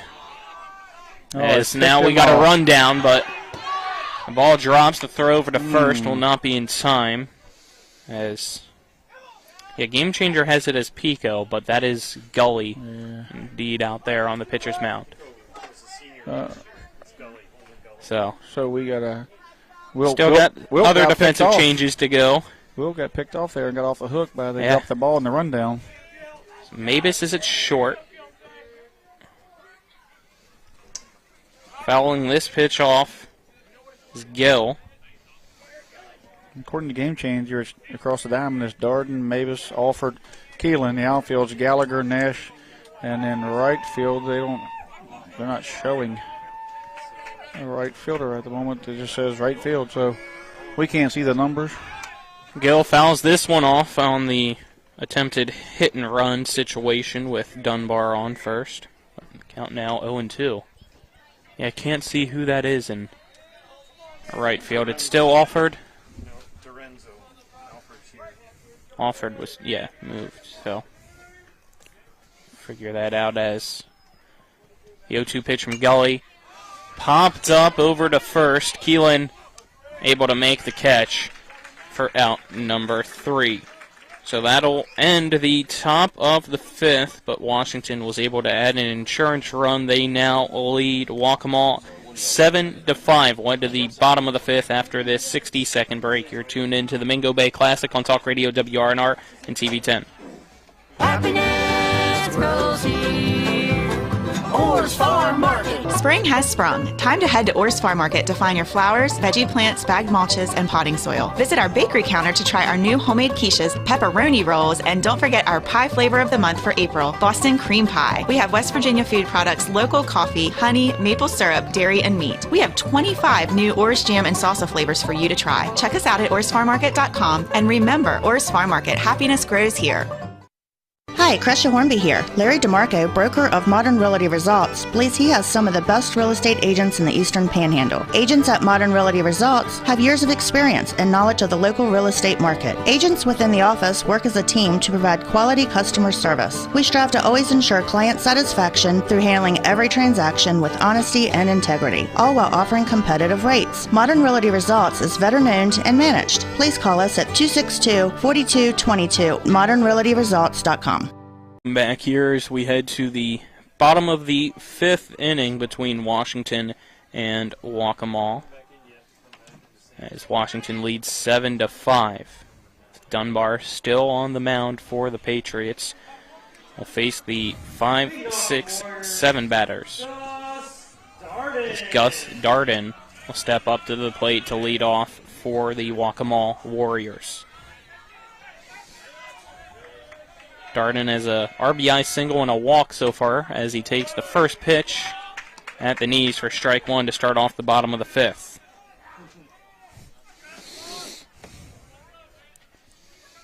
A 1 pitch from Dunbar. Big swing and a miss from Gus Darden for strike 2. Yeah, Darden got a single and a base hit there, a single and an RBI, and a walk. So productive day for Darden here. The 0-2 pitch inside almost hit him. He was able to lean back just past that one. The count now 1-2. If he had a stomach like mine, he'd have got hit. Wasn't he, Nick? Not saying anything. At least would have grazed his jersey. Yeah, there you go. 1-2 pitch, swing and a miss. Strike 3, down goes Darden for out number 1. Brendan Dunbar starts off the bottom of the 5th with a punch out. It's his 4th of the night. Yeah, he just got after it there, and just challenged him there.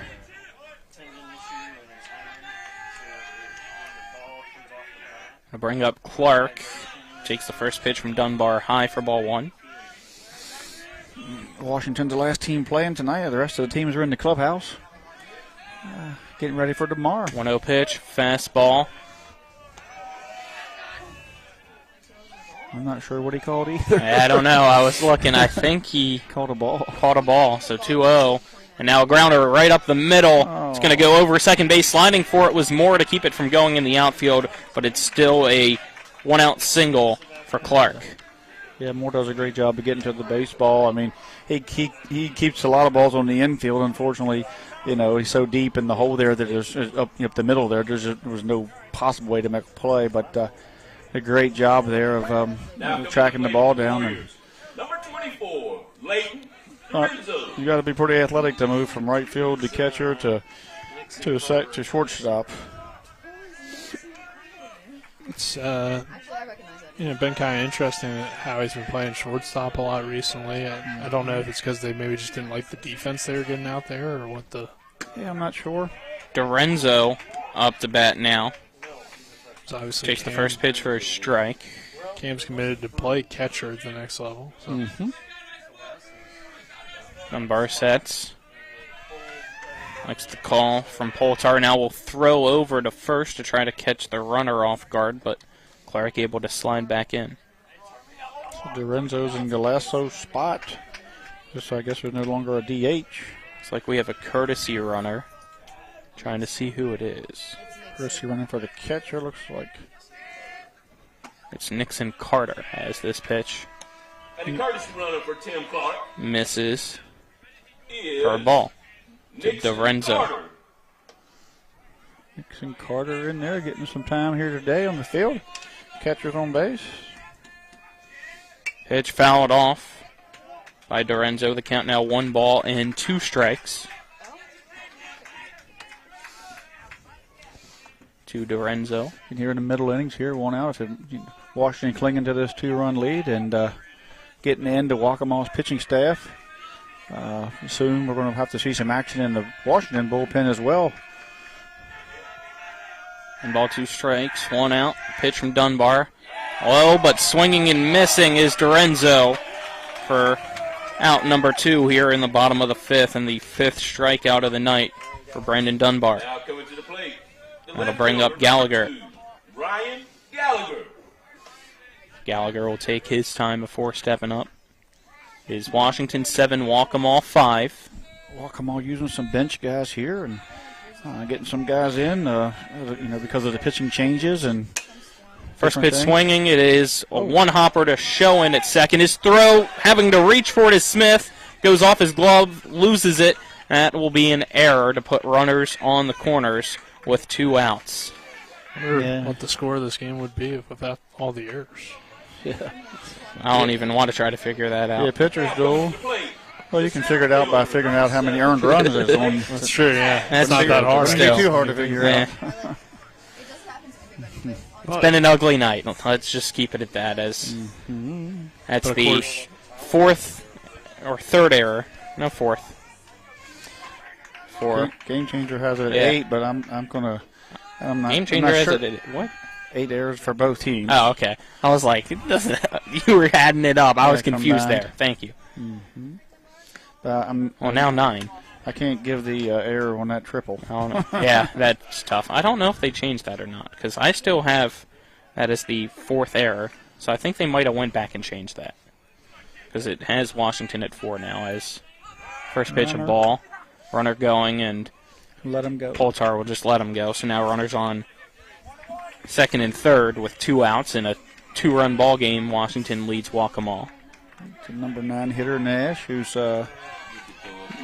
I believe he walked once, didn't he? And flew out and was hit by the pitch, as yeah. This one misses for ball 2.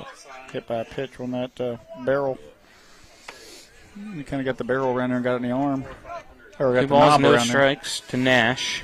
The runners on 2nd and 3rd for Waccamaw. Pitch from Dunbar, swing and a miss by Nash for strike 1. Big spot here. I mean, you get base hit here, ties the game here late in the game. And, Dunbar needs to get out of this thing to keep this 2-run lead. He's going to have to attack Nash, but be smart. Try to get him to get some soft contact here or a strikeout pitch maybe. 2-1 pitch, fouled over to the 3rd base side. The count now even to Nash at 2 balls and 2 strikes.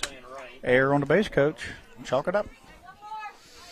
Still kind of hard to figure because I think a run scored on that triple, so that would have been an earned run. So regardless, it's been an ugly game. That would probably be a 3-2 or 3-3 game, possibly maybe 2, depending on. But it just has extended these innings. 2-2 pitch, missing outside for ball 3 to Nash. The count now full.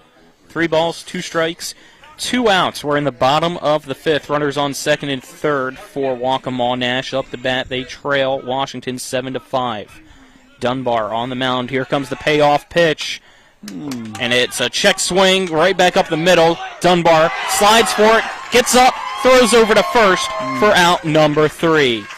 Web Gym on a slow roller. Helps having a third baseman pitching. That retires the side in the bottom of the 5th. It remains Washington 7, Waccamaw 5. We'll head to the 6th after this 1-minute break. You're tuned into the Mingo Bay Classic on Talk Radio WRNR and TV 10. Kid's got heart.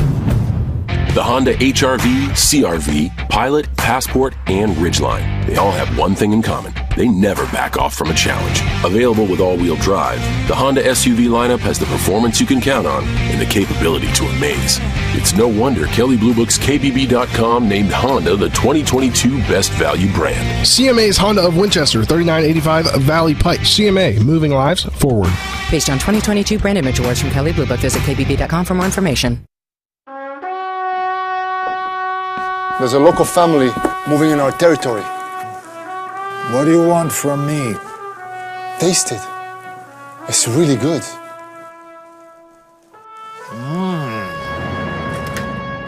We're going to the mattresses. It's not personal. It's strictly business. Leave the guns. Take the pizza. Rocks, now serving hot, fresh pizza to die for. Ow, that really hurt. 10 alongside me is Trip Tobin and Nick Verzolini. Back at the studios, Dylan Bishop, and our cameraman is Spencer Dupuis. He's been demoted, being should have never been promoted. Some bad behavior tonight on him.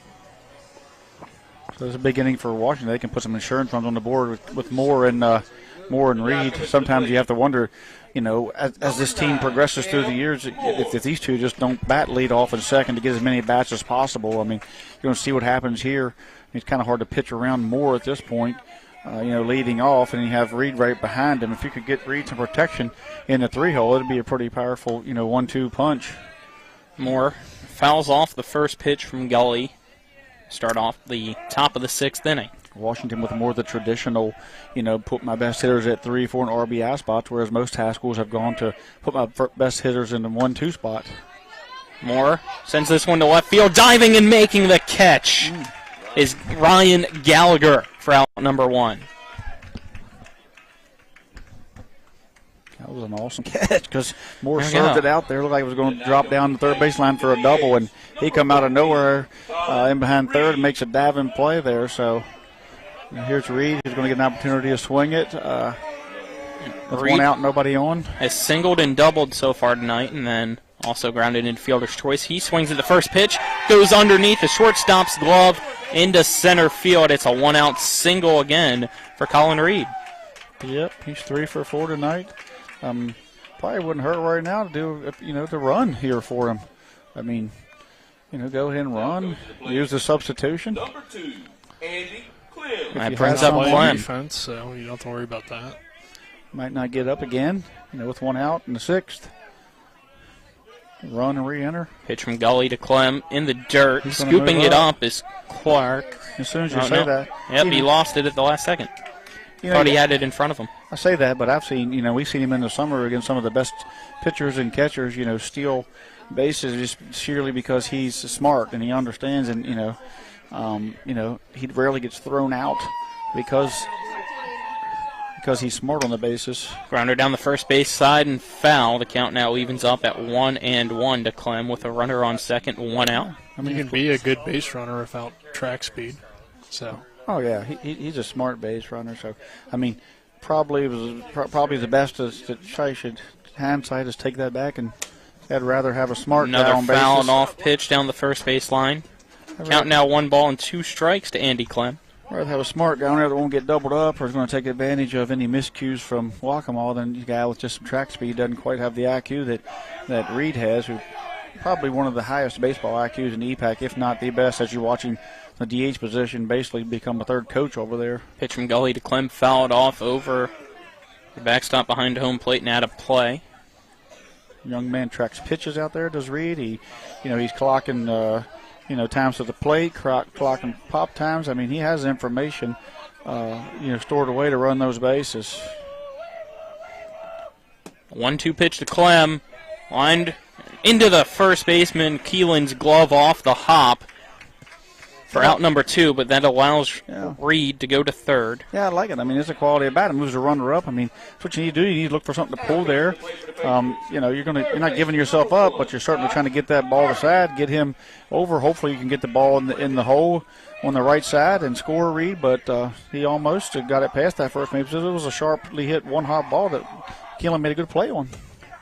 That'll bring up McCarthy. He takes the first pitch at the knees for strike 1 from Gully.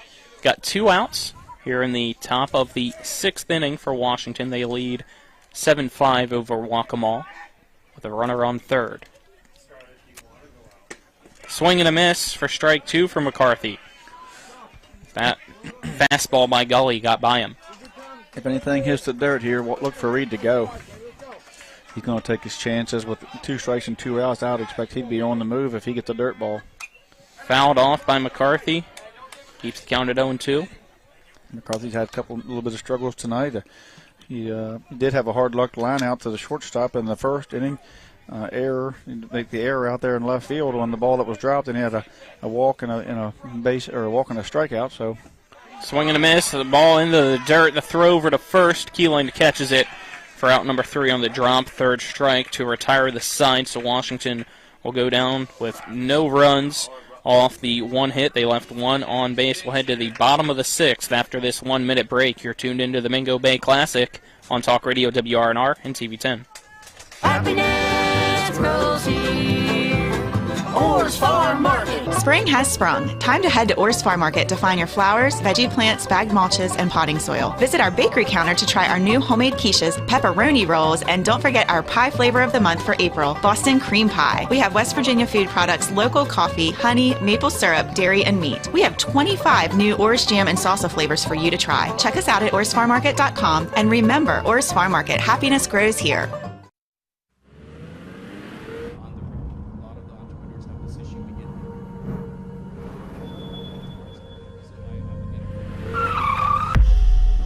You've been in an accident. A distracted driver put texting over safety. Your injuries, loss of income, and medical bills can last a long time, even a lifetime. Our job is to try and secure justice that will protect you and your family for the rest of your life. Mansion Ferretti, when you need justice. Welcome back as we head to the bottom of the 6th inning. Waccamaw will have the top of the lineup due up against Brandon Dunbar, still on the mound for the Patriots. And Tripp, you said he only has 13 pitches remaining, correct? I believe he's down. He's at 97, I think. After 5, his line right now is 5 innings pitched, 6 hits, 5 runs, 3 earns, 5 strikeouts, and 3 walks, and he had a hit batter. So, you know, he's going to have to be really conservative to get out of this inning. Top of the order, I think they've put in someone for Cohen. Gully up to bat. The pitcher? Yes. He's in the leadoff spot now, correct? Yep. He takes the first pitch for ball 1 to start off the bottom of the 6th. They've moved some guys in and out. Yes, they have. It's going to get tricky here. 1-0 pitch. Grounder over to the second baseman, Schoen. He scoops it up. Throw to Smith at first for out number 1. Schoen, I like it. I like to see his moxie there after having a couple throwing errors and picking that ball up and just going in and trusting it and cutting it loose, throwing a strike that time, because twice tonight he's had some plays he wish he could have back. But he's a freshman. You're going to have those inconsistencies with freshmen. But as long as he can keep his head and not lose his confidence completely, play through his errors and and his bad at bats, and he'll certainly get better through that, and his confidence will grow. So I like the fact that he got up there and just gets right back after it. Brings up Luke Alford as he offers at the first pitch for strike 1. 0-1 pitch. Winder down the third base line, and it stays fair down the line over into the bullpen area. Bobbling it is Gill. That'll allow a double for Alford with 1 out. Left-hander got it down the line off the handle. I'm pretty sure hit the chalk out there, skipped to the fence, and allowed Alford to spin around there. And Gill grabbed it there around the fence, dropped it, and then threw it to this cutoff man, but it was clearly going to be a double anyway. And so Waccamaw's got something going here. Yep. They got 5 outs to go. They need 2 runs, and Got a runner in scoring position with Mabus up the bat. Certainly would like to get at least one run in and cut this lead in half. Dunbar down to his final 9 pitches now. First pitch to Mabus. Right past the glove of McCarthy into left field. Rounding third, coming home to score is Alford. The ball was bobbled, so he scores easily. Now the throw overthrown of the cutoff man, but it's only a RBI single for Mabus. In the bottom of the 6th, it is still Washington leading 7-6 now after Waccamaw gets the RBI single. Ball got past McCarthy. Looks like he didn't get a good read off of it or something because he kind of just waved the glove at it. He did. McCarthy or Dunbar showed a little discontent. He was upset. I don't know what the word I want to use there, but he's just he was upset. He kind of looked over the dugout, and then the ball got thrown back in the infield and kind of kicked around. So not a great showing when you were up 2 runs. So Keelan back in. We're starting to see some of that mound presence of Dunbar's that, as he gets a little upset. First pitch to Keelan for a ball. 1-0 pitch. Misses outside for ball 2 to Keelan. 1 out, runner on first. It's a 1-run ball game in the bottom of the 6th now. Washington still leading Waccamaw 7-6. Dunbar sets. Comes the 2-0 pitch to Keelan, missing low for ball 3. I think the runner's getting trying to get a read here on Dunbar. You watch him kind of timing him up here. If it's Mabus on first after that RBI single. Not a great running situation unless you can get a heck of a jump. With a 3-0 count, you expect him to stay put, though. Oh, yeah. Dunbar sets. Wind up in the pitch. Called strike to Keelan. Count now 3-1. Dunbar's might not see another batter. Dunbar, a 3-1 pitch to Keelan. Called strike 2, right across the plate. The count now full. Keelan's okay to walk in that situation. I don't have a problem with that. I mean, you're down a run, and you're looking for a sweet pitch there, and borderline pitch to take there. Not a bad play. It's the payoff pitch to Keelan. He fouls it off into the backstop, and will reset with the count still full and 1 out. Yeah, Mavis standing on first. He's the potential tying run for Waccamaw here in the bottom of the 6th inning. Dunbar looks down at Keelan. 3-2 pitch popped up. Running for it over here in front of us is the pitcher and the catcher. Diving for it is Poltar. A heck of a play by Poltar there. He just missed it. Just almost come through the screen. Almost feel like a scorekeeper at the NBA where they just come flying over the scoreboard table. Fortunately, there's a net in front of us. And a whole wall. That's true, too. Everybody's okay, and they just go back to their spots after that.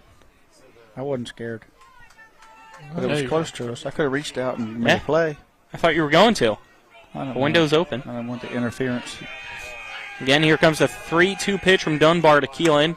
It's a line drive into left center field. That's going to get down for a base hit. The throw from Earl to the cutoff man. And it has runners on the corners now for the Warriors with still 1 out in the bottom of the 6th. And I believe that is all for Dunbar. That ball was hit well into the gap, and looks like we're going to get a pitching change here. He certainly, Dunbar pitched his butt off, made some nice plays. Had a great day on the mound there. Looks like he might go over to second, possibly. I'll wait and see after this 60-second break who our new pitcher is in the defensive changes as well. It is Washington 7, Waccamaw 6. You're tuned into the Mingo Bay Classic on Talk Radio WRNR and TV10. Happiness grows here. Orr's Farm Market. Spring has sprung. Time to head to Orr's Farm Market to find your flowers, veggie plants, bagged mulches, and potting soil. Visit our bakery counter to try our new homemade quiches, pepperoni rolls, and don't forget our pie flavor of the month for April, Boston cream pie. We have West Virginia food products, local coffee, honey, maple syrup, dairy, and meat. We have 25 new Orr's jam and salsa flavors for you to try. Check us out at orrsfarmmarket.com, and remember, Orr's Farm Market, happiness grows here. Remember when you were a little kid and saw your first deer? Oh, how cute. As an adult, maybe you've had a different experience. Where'd that come from? Bambi mess up your dream machine? Call Cody's Auto Body today at 304-901-4777 and get the work done right the first time. Cody's Auto Body, 851 Wilson Street in Martinsburg, has a team of auto body professionals with a lifetime of experience putting your ride back together again, regardless of how it got that way. Cody's Auto Body. Welcome back to Waccamaw High School as we have a pitching change, which is brought to you by Smallwood and Small Insurance in Martinsburg. Your total insurance solution at 121 Administrative Drive in Martinsburg. Call them at 304-263-3361. Now pitching for the Washington Patriots is number 2, Andy Clem, as he comes in for Dunbar, as Dunbar's night ends because of reaching the maximum amount of pitches. We talked about Clem earlier, a guy that's returned to this team after taking a year off and does a lot of different things. And this is one of those things that he is now going to do, which is pitch. And was it a straight swap? I'm trying to figure out. I haven't seen the change on. Yeah. Looks like it is just a straight swap. Dunbar went to right. Yep. And Clem came from right to pitcher, so straight swap there in position-wise. Certainly a talented left-hander, though, in Dunbar. Or in Clem, I should say. Yeah. Last time we seen Clem, he got a little emotional. You'd think see if I'm sure he learned his lesson here. He'd keep his emotions in check here as the time run. Stand 60 feet away. The go-ahead run is, I believe, on the bag, didn't he, on first? Yep. You got runners on the corners with 1 out still in this 7-6 ball game. Washington leading Waccamaw. Getting a runner for Keelan, didn't you? It looks like we are having a courtesy runner or a pinch runner for Keelan because Keelan's now the first baseman. I believe that would put Keelan away for the night, right? That's the second time he's been subbed out. Yeah. Number 21, Green will come in to pinch run for Keelan.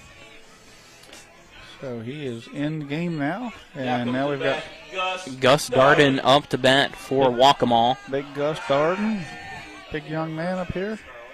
He might have swings through the first pitch from Clem for strike 1. He's going to have to watch that set there. He get called for a balk.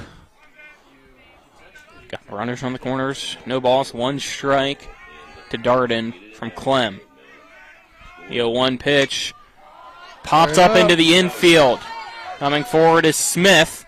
Smith just barely makes the catch for out number 2. A little shaky, wasn't it? Yeah, that one it was right in the end of his glove. Not a snow cone catch, the other side of the glove. So palm catch, but a huge out number 2. Now coming to the plate to bring up the catcher, Tim Clark for Waccamaw. Mm-hmm. Yeah, he's not coming set very well, so you're going to have to watch. You see kind of double setting. Now he's set, but just barely. Fouling it off is Clark for strike 1. So that one goes into the net behind home plate. Clark steps back into the right-handed box. Runners on the corners will take their leads. Clem sets. Here comes the 0-1 pitch. Fastball missing inside. Evens the count up at 1-1 to Clark. Clark singled his last time up and then reached third. Clem sets. It's down. The 1-1 pitch fouled off again by Clark. The count now 1-2. It's Washington trying to get behind Andy Clem. Andy Clem in here in a big spot, 2 out. Trying to get out of 2 this strikes. Jumbo jam. Kind of relief for Dunbar. Trying to keep his team 1 run up here going into the 7th. Comes the 1-2 pitch. It's fouled off over the first base dugout and out of play to keep the count at 1-2 for Clark. Mm-hmm.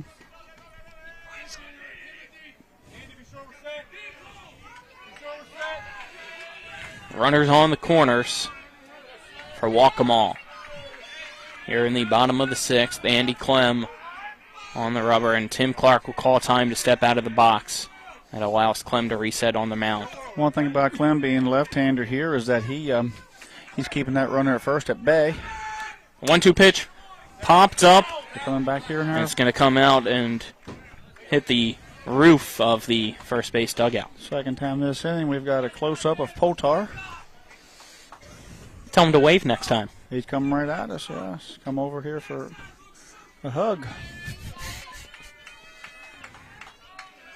Clark steps back into the box. 1 ball, 2 strikes against him. Clem sets. A 1-2 pitch. Misses outside. The count now 2-2 to Clark.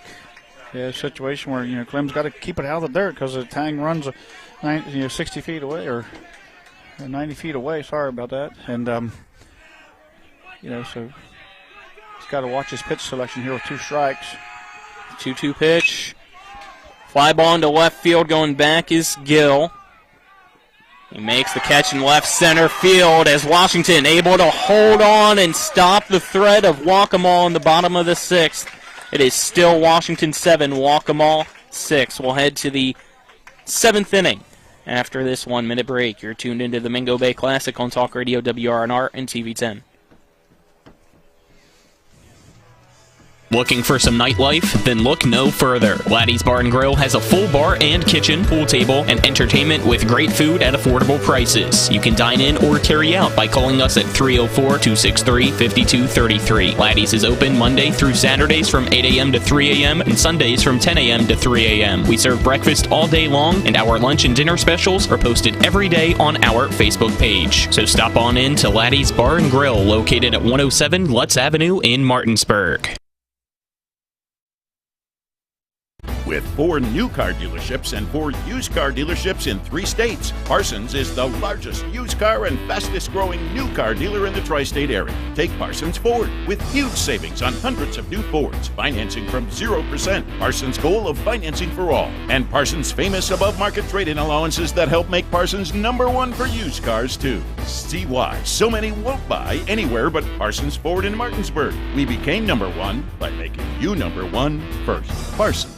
So, Waccamaw High School as sitting in the dark here for a little bit, not sure. Couldn't remember if the lights worked here or not, but they do. As for the final inning, we now can see what we're writing down, or see what each other look like after a few hours. Turn them back off.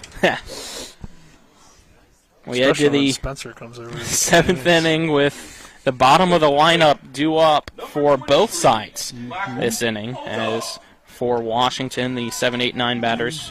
Poltar up first. The battle of the bottoms here. See if Washington can add an insurance run, and then in the bottom of this thing, see if Waccamaw can walk it off. Tie it up or walk it off. He said last year these two teams went 10 innings, right? As first pitch swinging, it's Poltar. That goes into left center field. And over the head of the left fielder Gallagher, it's a leadoff, stand-up double for Michael Poltar. Poltar thought he hit it out because when it dropped, it kind of laid there, and he just. I was waiting, I couldn't see because we were blocked by the on-deck batter. He got it all the way to the warning track, and as he rounded first at full speed, he looked up and the ball kind of bottom of the fence there, and he didn't see it, and he started into a little bit of a home run trot. Then he seen the ball, and he took off again. So. But either way, it was a great lead-off. First pitch was swinging. That brings up Smith.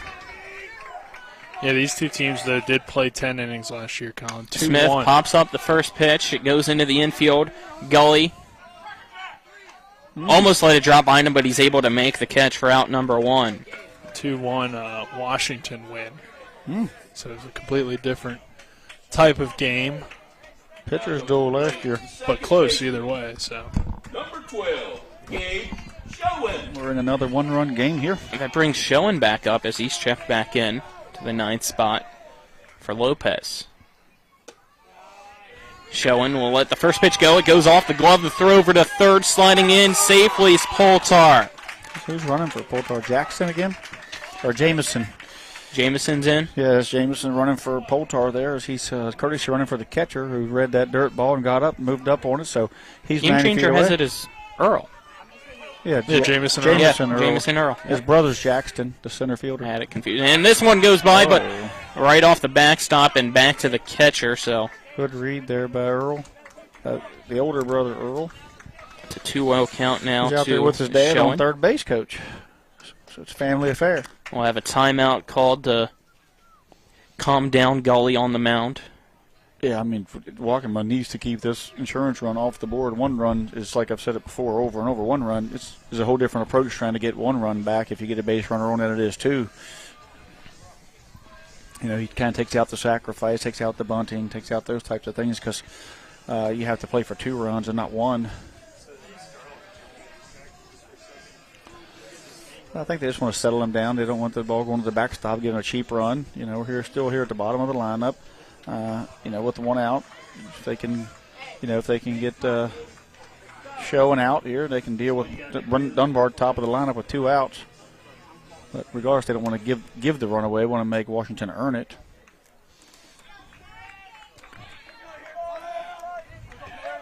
It is a 2-0 count to Schoen. Next pitch from Gully high for ball 3. Got a runner on third.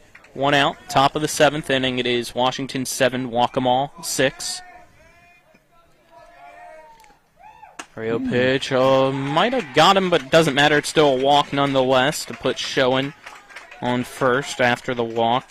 Now comes to the plate for the Patriots. And now we head to the top of the lineup with Dunbar, who's now in the right field for Washington up the bat. Well, this is a great situation for Washington to try to extend that lead heading into the bottom half of the inning. Throw, cut off by the second baseman, and they tried to just see if that would cause the runner from third to go home, but it doesn't. So, yeah, Waccamaw, you know, the previous 2 first and third situations, they just kind of let the runner go there. They went with a cut-off play to second that almost got past the second baseman. A great play by him to takes out the traditional double play as runners on second and third now with 1 out. And a 1-1 count to Dunbar. So you could play 2 here with a well-hit single. Gully sets. Pitch to Dunbar. Big swing and a miss from Dunbar for strike 2. Big pitch there, kind of a floating curveball. Was that strike 3? So Game Changer had it wrong. My apologies, but big swing there on that floating curveball. He kind of reset himself and they get back here. That strikeout is out number 2. If Gill can get on and turn this lineup over to Moore and Reed, there's a good chance they could get some RBIs out of it. Pitch to Gill for ball 1. Gill's had an F8, an F7, a strikeout, and an F3, so he has lifted the ball tonight all 3 times and a strikeout. So he needs to find the gap out there in outfield if he's going to give it a lift. 1-0 pitch, fouled off. Gill went goes to a knee. Swung yourself into the ground. Count 1-1. Wake up, Nick.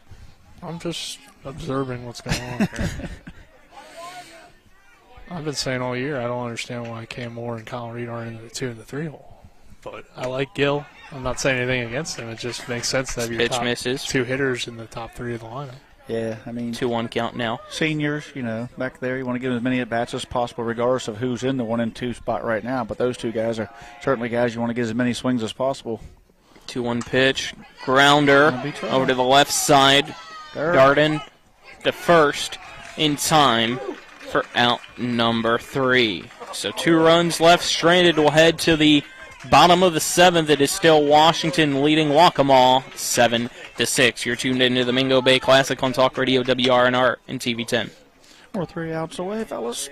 Or we're a run away. Hi, Crescia Hornby here. Larry DeMarco, broker of Modern Realty Results, believes he has some of the best real estate agents in the Eastern Panhandle. Agents at Modern Realty Results have years of experience and knowledge of the local real estate market. Agents within the office work as a team to provide quality customer service. We strive to always ensure client satisfaction through handling every transaction with honesty and integrity, all while offering competitive rates. Modern Realty Results is veteran-owned and managed. Please call us at 262-4222, modernrealtyresults.com.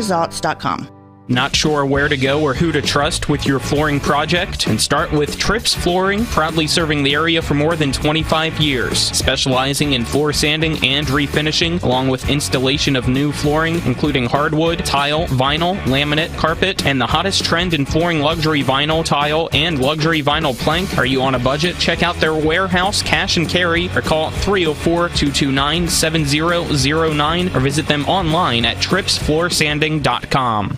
Of the 7th inning as Washington is clinging on to a 7-6 lead over Waccamaw here in the Patriots' first game of the Mango Bay Classic. Waccamaw as the bottom of the lineup due up in the 7, 8, 9 batters. Yeah. It's been a good game.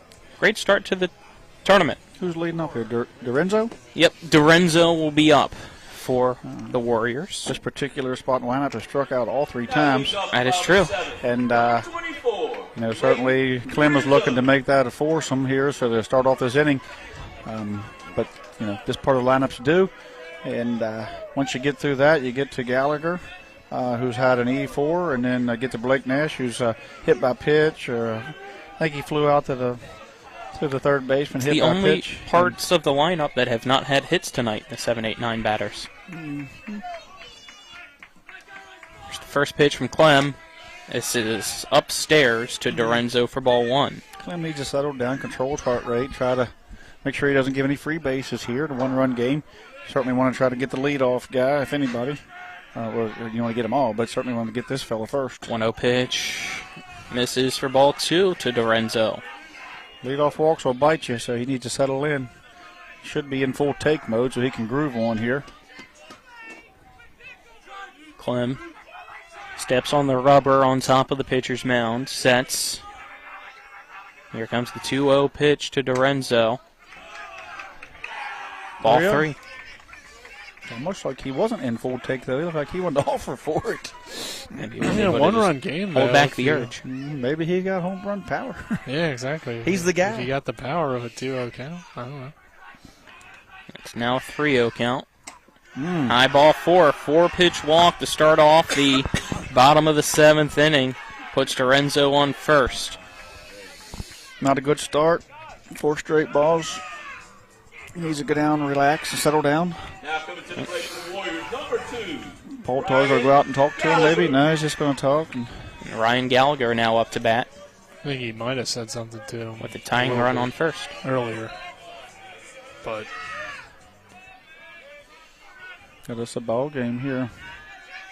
Clem looks over at the runner on first twice before pitching.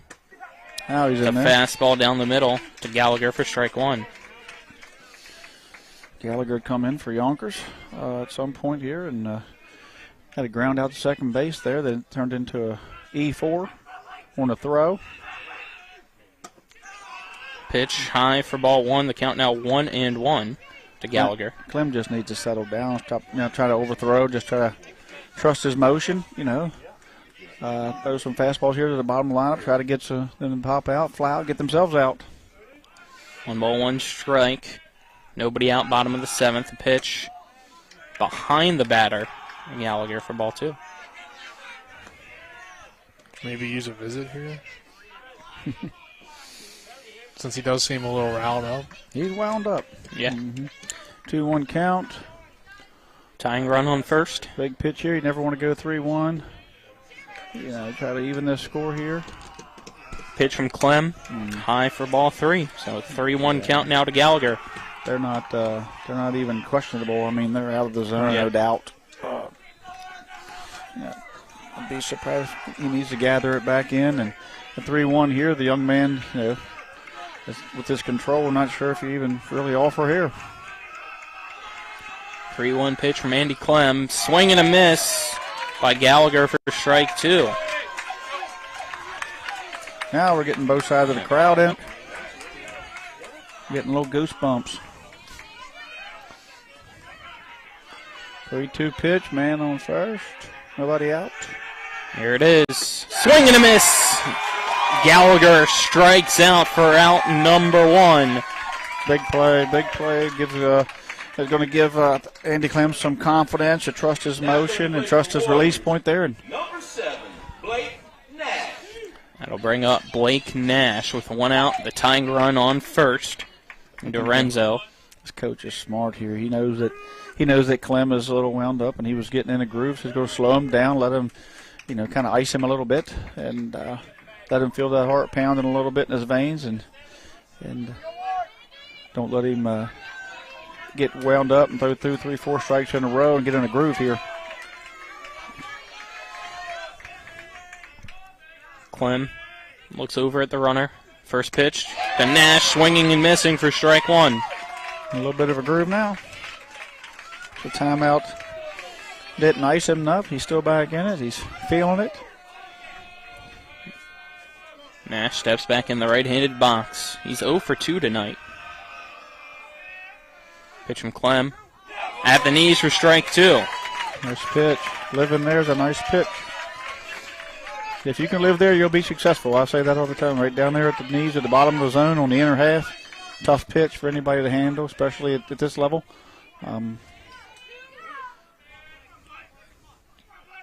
Clem trying to get back-to-back strikeouts. Here's the pitch to Nash. It's popped up in the infield. Smith tracking it down on the first baseline. He runs into him. That's interference. That's interference by the runner. Oh, my. Throw over to second. Advance, right? And they now tag out. He's back. Yeah, he's going to go back. Yeah. He's out. He has to go back. He'll run into the first base. So we got 2 outs after the interference by Nash as he ran into Connor Smith. So if you listen on the radio, that ball went up. Man on first, the ball goes up. And up the first base line, the wind kind of moves it around a little bit up there. It's not quite windy on the field, but there's a little bit of movement. And then Connor comes in and moves him over to the line. Him and the batter, Nash, run into each other. So at that point, it's a dead ball, and Nash is out, and runners goes back to first. So 2 outs, man on first. So Pico takes strike one inside. Isn't it Gully? Gully, yeah. My apologies. Gully's up here and batting in the leadoff spot. Pitch misses. Count now 1-1 to Gully. Washington's down, needs the last out here,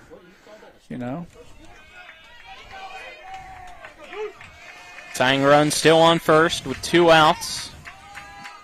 Washington trying to hold on.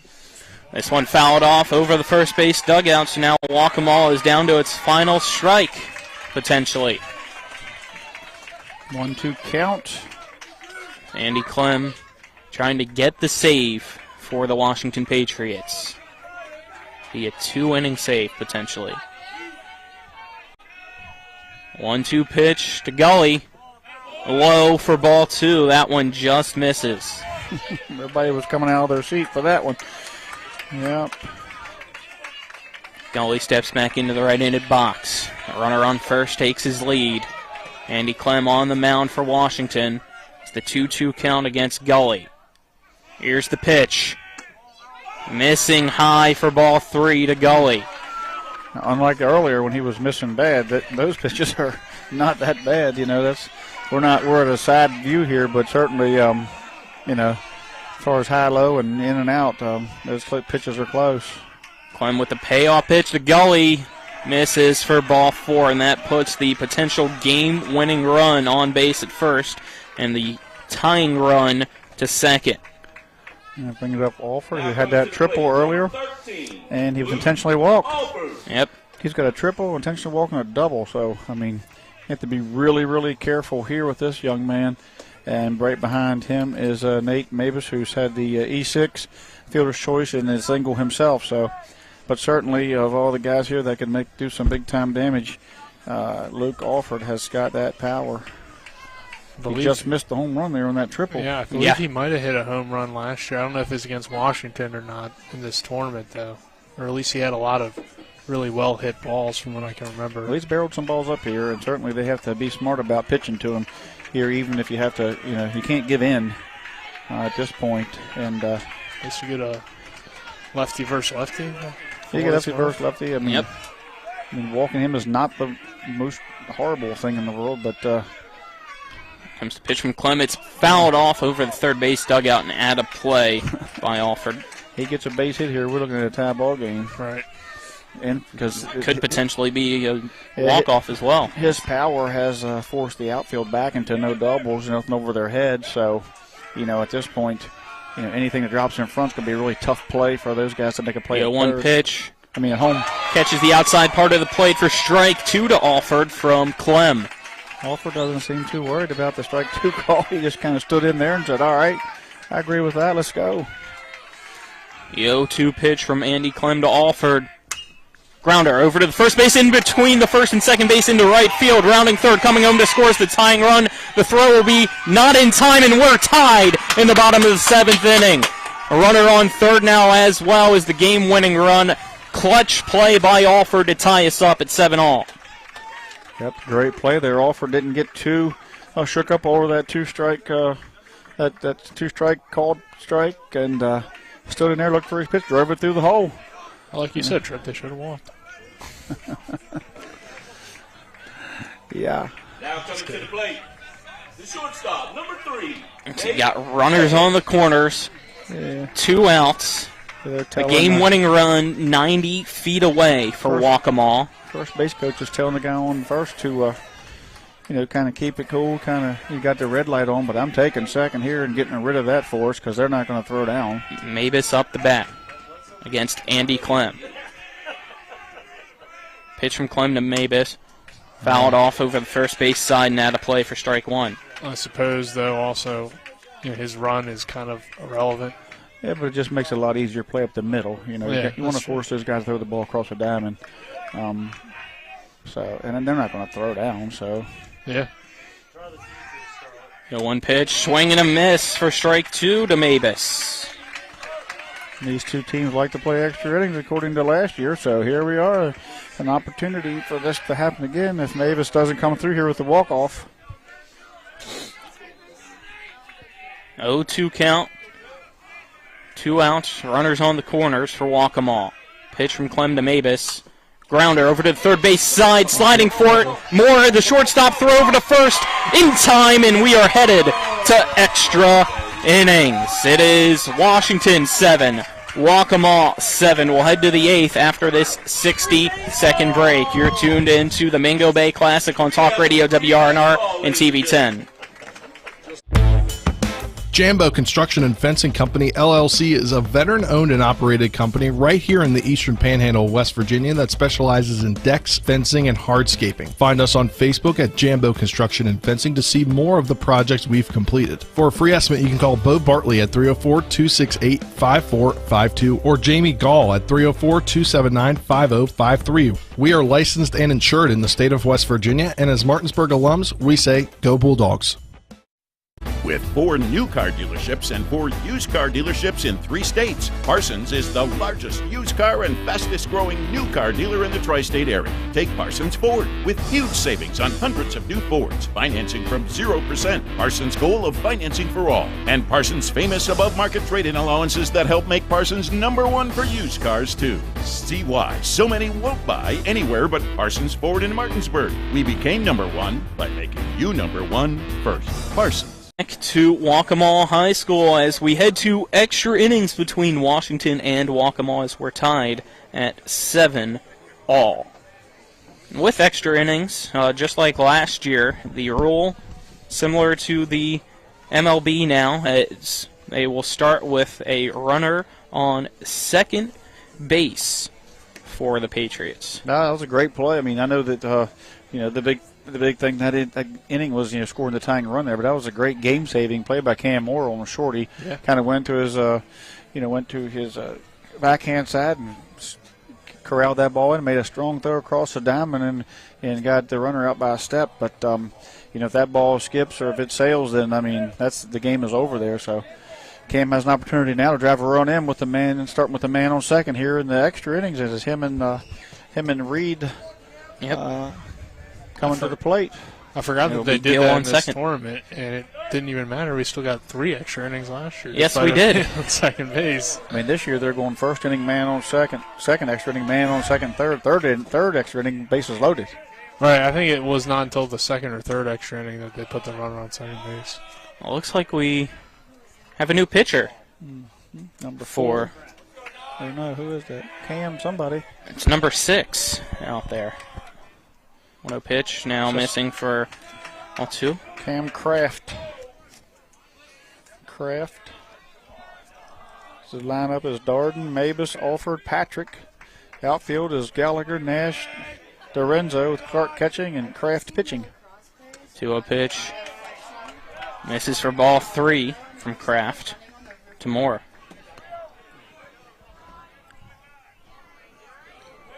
Colin Reed on deck. Here's the 3-0 pitch. That one right down the middle. Moore lets it go by for a 3-1 count now to him. I was going to say maybe I was a little bit surprised that they didn't bunt, but I guess with Cam Moore here in the lineup and the guy already on second. 3-1 pitch. Liner right in between the legs of the first baseman into right field. Rounding third, coming home to score is Gill. Throw not even close to being in time. Also going to second is Moore. And Washington retakes the lead in the top of the eighth. They now lead 8-7 over the Warriors. I don't think the first baseman ever had a chance. He went under his leg before he seen it. Cam Moore's come around first, watched the throws. The throw went over the top, missed the cutoff, and he moved up. So it's just a great play by Cam Moore there. And Colin Reeves already has, 3 base hits on the night, about 3 RBIs. So another guy to the plate with a hot hand, and he could get a second run in here. First pitch from Kraft, high for ball 1 to Reed.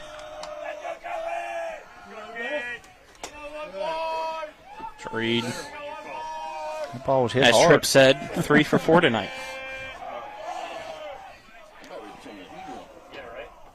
Pitch, fouling it off is Reed. It goes out of play. Count now even at 1-1.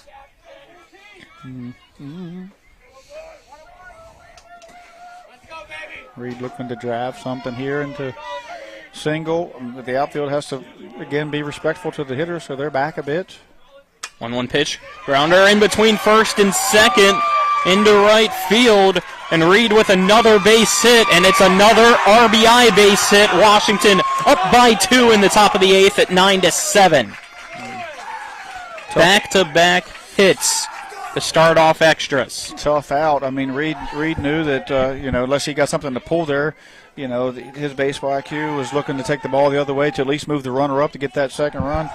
90 feet away, and he just did an extremely, great job of getting that ball in the hole. Clem fouls off the first pitch over to the third base side. Backing up on it is the third baseman. He makes the catch for out number 1. That leaves Reed on first. And Josh McCarthy up the bat.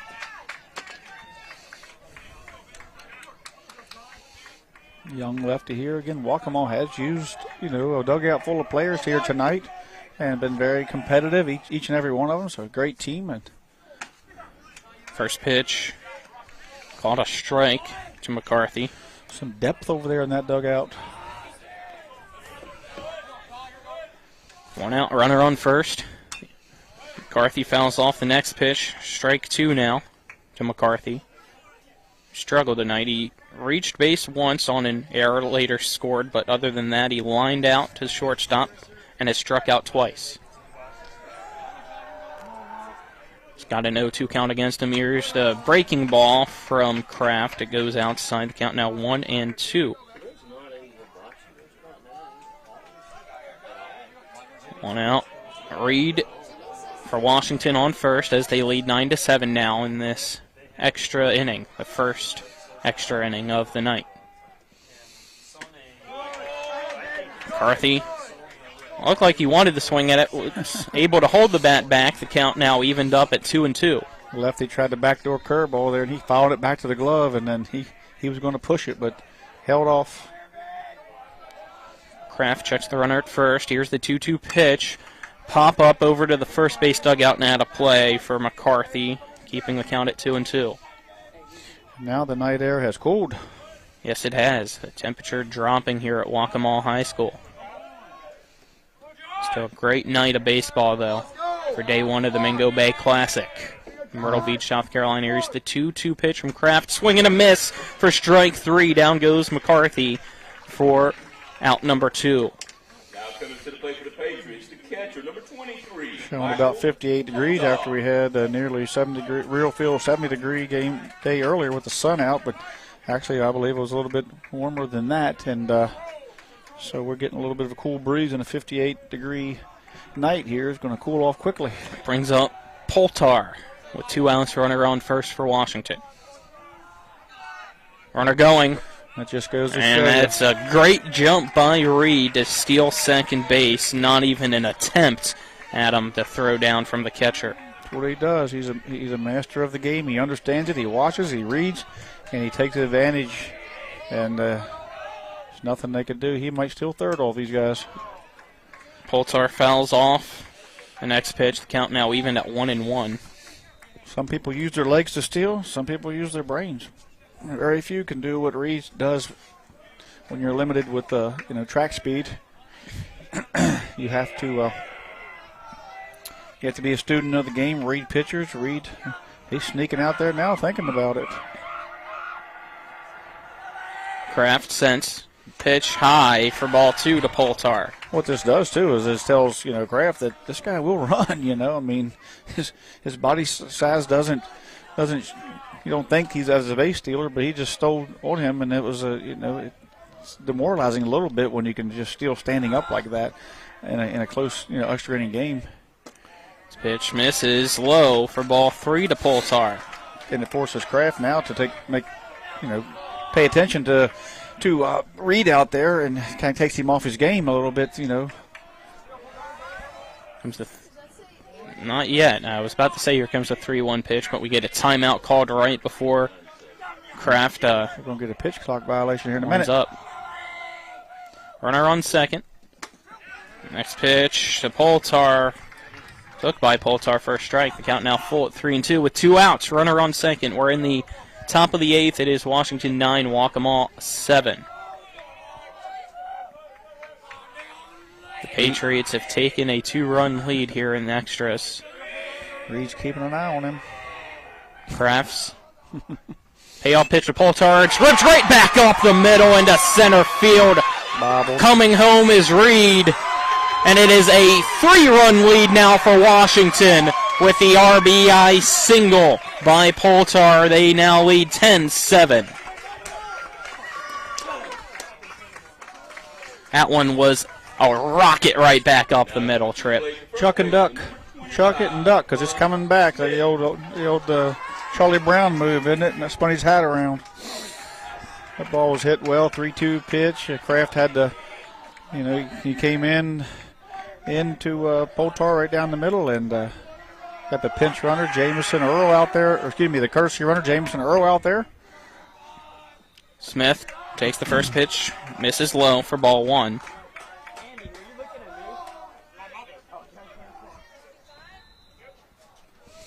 So credit the stolen base for that RBI there. I mean, get a timeout called as Kraft looks rattled. Poltar needs to thank Colin Reeves at RBI, because if he don't steal the base, he doesn't get the RBI there. That's why you keep him in there to run. Good base running despite not necessarily top-end speed.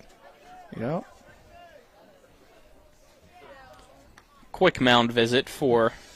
Probably heard me, and he thought, I better make sure Trip knows I can run bases so he don't run for me in the summer, right? Looks like we might have a new pitcher. Yep, it looks like we're having another pitching change for Waccamaw, so let's step aside, take a 60-second break. You're tuned in to the Mingo Bay Classic on Talk Radio, WRNR, and TV10. We're back in 60 seconds. Jambo Construction and Fencing Company, LLC, is a veteran-owned and operated company right here in the Eastern Panhandle of West Virginia that specializes in decks, fencing, and hardscaping. Find us on Facebook at Jambo Construction and Fencing to see more of the projects we've completed. For a free estimate, you can call Bo Bartley at 304-268-5452 or Jamie Gall at 304-279-5053. We are licensed and insured in the state of West Virginia, and as Martinsburg alums, we say, go Bulldogs. With 4 new car dealerships and 4 used car dealerships in 3 states, Parsons is the largest used car and fastest growing new car dealer in the tri-state area. Take Parsons Ford with huge savings on hundreds of new Fords, financing from 0%. Parsons' goal of financing for all, and Parsons' famous above-market trade-in allowances that help make Parsons #1 for used cars too. See why so many won't buy anywhere but Parsons Ford in Martinsburg. We became #1 by making you #1 first. Parsons. Welcome back here to Waccamaw High School as we are in extra innings, top of the 8th. It is Washington 10, Waccamaw 7 after the Patriots have allowed 3 to cross here. Another pitching change for Waccamaw, which is brought to you by Smallwood and Small Insurance in Martinsburg, your total insurance solution at 121 Administrative Drive in Martinsburg. Call them at 304-263-3361. It is now Alford pitching for Waccamaw. 2 outs here. And a 1-0 count to Smith. Alford sets. Pitch missing low to Smith for ball 2. 2 outs. Runner on first. It's Poltar. Big swing and a miss from Smith. The count now 2-1.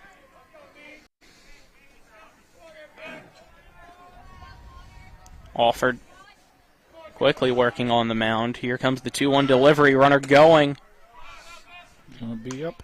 That's easily another stolen base for the Patriots here in the top of the 8th. Yeah, they're not holding Counting runners even though, however, well. at 2-2 as that one was called a strike to Smith. Yeah, not holding runners that well, not even checking. 2-2 pitch, fouled off over to the third base side and add a play into the dugout as that would have been crazy if Darden could have got to that. He took off there. I thought he was going to lay out. He had a there good first. jump, yeah, that's for sure. If we go to another inning, somebody's going to have to bring us some pizza or something. Yeah. And we'll have to start chewing on the shoestring. Getting hungry. 2 balls, 2 strikes. Pitch to Smith. Again, fouled off. Keep the count at 2-2. Smith's a big target up there. He's got a big strike zone. He's up there hacking at it, and freshman in a big spot, and he just doesn't seem. He seemed rather poised. Looking to put a base hit in there and give Washington another shot. Runner on second will have to go back as Alford steps off the mound to chase him back. There's not much Alford can do when the second baseman and the shortstop don't hold him. So, yeah, there's a huge gap there right up the middle. Yeah, they're just not holding, and they're playing the gap. Runner going, check swing, and they say it went around for strike 3. So that ends the top of the 8th. Washington was able to score 3, though. They lead 10-7 over Waccamaw as we head to the bottom of the 8th inning. You're tuned into the Mingo Bay Classic on Talk Radio WRNR. TV 10, we're back in 60 seconds. I pre-planned my funeral to make it easier on my family. They were relieved to know I'll get just what I want. My family actually thanked me for taking matters into my own hands. Turns out having this awkward conversation wasn't awkward at all. Pre-planning is my choice. There are certain things about me my family may not know. Now they won't need to guess. The choices are yours. The peace of mind is theirs. Pre-plan your funeral with Brown Funeral Homes and everything will be taken care of. Find out more online at brownfuneralhomeswv.com. Brown Funeral Homes, here for you.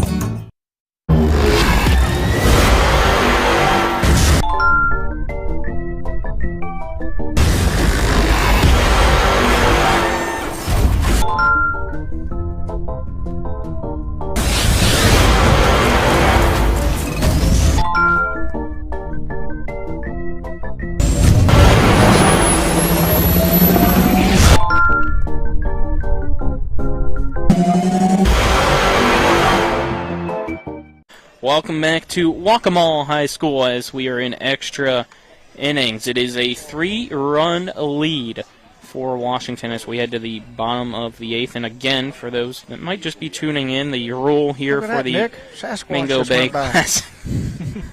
That's mean. Sasquatch sighting. Don't insult Spencer like that. He's working hard. We have a runner to start the inning on second base, as I was trying to say there before Tripp decided to crack some jokes. It's not Tripp's fault that Sasquatch walked by. Yeah. Colin McLaughlin here alongside me, Tripp Tobin and Nick Sasquatch. Verzolini. The Sasquatch being mentioned is Spencer Dupuis, apparently. I didn't call you it. Why are you coming after me? They're the ones that are attacking you. Back in the studio, hopefully having some fun on today. Been a long Back day. in Martinsburg, Dylan Bishop. Yeah. It's been a long day, hasn't it? For Dylan, yeah. He's been working since a long day for 8 us, a.m. too. this morning, yeah. Diego Patrick up to bat. Diego Patrick's coming in to take a hack at it with a man on second. See if Waccamaw's going to see if they can replicate what the Patriots did in the bottom as they tacked 3 runs on to give themselves a 3-run cushion. It's Clem on the mound. Swing and a miss from Patrick for strike 1. You got to give it to the Waccamaw coaching staff. They are using the players over there. I mean, they're unloading that dugout, and they've got plenty of talent in there and some depth, and they've had some success with some of the guys coming off the bench. The 1 pitch fouled off by Patrick over to the third base side and add a play for strike 2. Got nobody out, runner on second to start off the bottom of the 8th with the extra inning roll. A 10-7 ball game. Washington leads Waccamaw. Diego Patrick up to bat against Andy Clem. The 0-2 pitch. Called strike 3 for out number 1. Down goes Diego Patrick. That'll bring up Gus Darden. Got Patrick on the pitch there, froze him, and Now walking to the plate for the Warriors, number 9, Gus Darden. Clem's ready to go. Darden's ready to go. Here's the pitch. Fly ball into right field, down the first base line, and foul for strike 1. Well, you see why Clem's kind of taking over the late inning role for Washington. Definitely has a lot of good stuff. Mm-hmm. Can he get out of it here and get got the that win? closer mentality. He's got that personality. A big energy guy. The big energy guy. Pitch from Clem. Missing upstairs for ball 1 to Darden. If Clem's going to continue to play right field and come in to pitch, you'd like to see him just run from right field to the pitcher's mound as fast as he can, right? Maybe slide. Get like a little intro for him in Washington. Yeah. Comes the 1-1 pitch in the dirt. Ball 2. Start flashing the lights. What are you guys on now over there? We're trying to get Clem like a closer intro. Yeah, coming in from right field, just sprinting as fast as he can. Slides into the mound. Comes the 2-1 pitch. Misses inside to Darden for ball 3. Comes in, be like, doom. Yeah. Doom. Runner on second, 3-1 count with 1 out in the bottom of the 8th. We're going to get him an intro. People's listening. Gus Darden up the bat for Waccamaw. Pitch from Clem.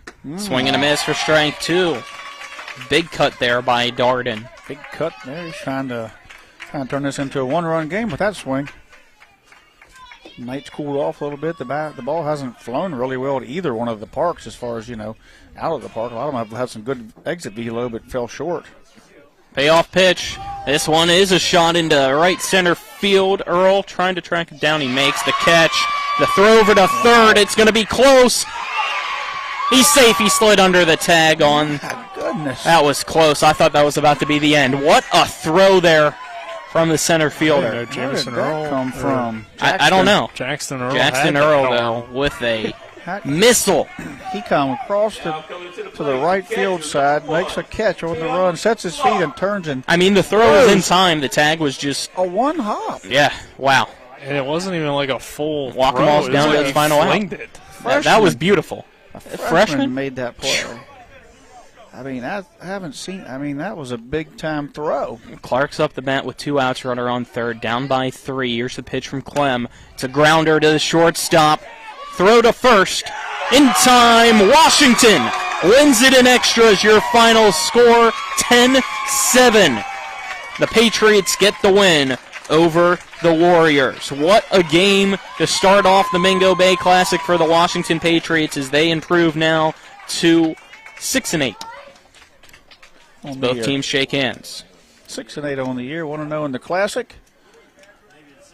This was a fun one. That gives you a lot of momentum going, and it might be a long night again like last year, but it's something that can truly fire up your team for the next few days.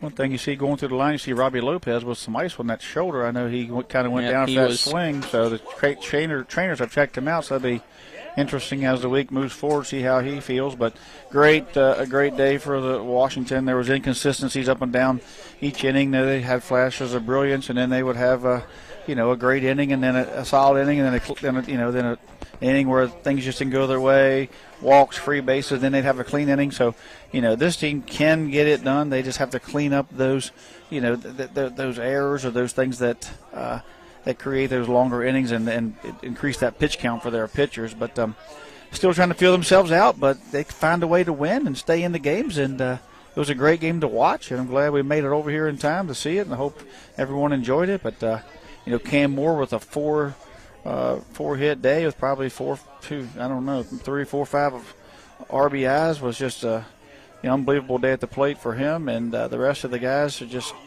swinging the bat as good as it gets. Yeah, Reed was 4 for 5 with 3 RBIs, and just a great day at the plate for him, and it's a fun game to watch. Well, since we're fine on breaks, let's just roll right into the post-game show instead of taking a 2-minute break, as we will also try to get the victorious head coach of Washington, J.D. DeSarno, here shortly. But your post-game show here is brought to you by Rock's Local Markets, with convenient locations around the Eastern Panhandle. Rock's is fast, fresh, and friendly, as, again, Washington gets the 10-7 win in 8 innings. As we look over, looks like they're still checking with Lopez. Had 8 total hits and 4 of them from Reed. Let's get into our game stats, brought to you by Bechtel Jewelers, West Virginia's largest Pandora retailer in Route 11 south of Inwood, taking care of you like it's nobody's business. As you just heard Tripp say, it was 8 hits with the 10 runs for Washington. They also had 5 errors for Waccamaw, 7 runs, 9 hits, and 5 errors. Pitching for Washington, the stat line, Brandon Dunbar with 5 1/3, giving up 8 hits, 6 runs, 3 of them earned, had 5 strikeouts, 3 walks. For Andy Clemmy, went 2 2/3 innings, only giving up 1 hit, the 1 earned run, had 2 strikeouts and 2 walks. Dunbar had an 0 for 3 night, however, 0 for 1 night, as he had 3 at-bats, walked twice, struck out the other time. Gill with a run tonight as well. Cam Moore went 2 of 4. He had the hit with the RBI, so 2 runs as well. Reed, though, you have to give him player of the game, right? What an impressive night for him. 3 RBIs, going 4 or 5, and also having 2 runs himself, so that was a great night for the designated hitter and Colin Reed. Andy Clem had a hit tonight. McCarthy did not. Poltar had 2 hits tonight, also walked twice. And on the other side for Waccamaw, you're pitching, Keelan went 2 1/3, gave up 2 hits, 6 runs, 2 earned, 5 walks, 2 strikeouts. Brinson, 2 1/3 innings, 1 hit, 1 run, not earned, 2 walks, 2 strikeouts.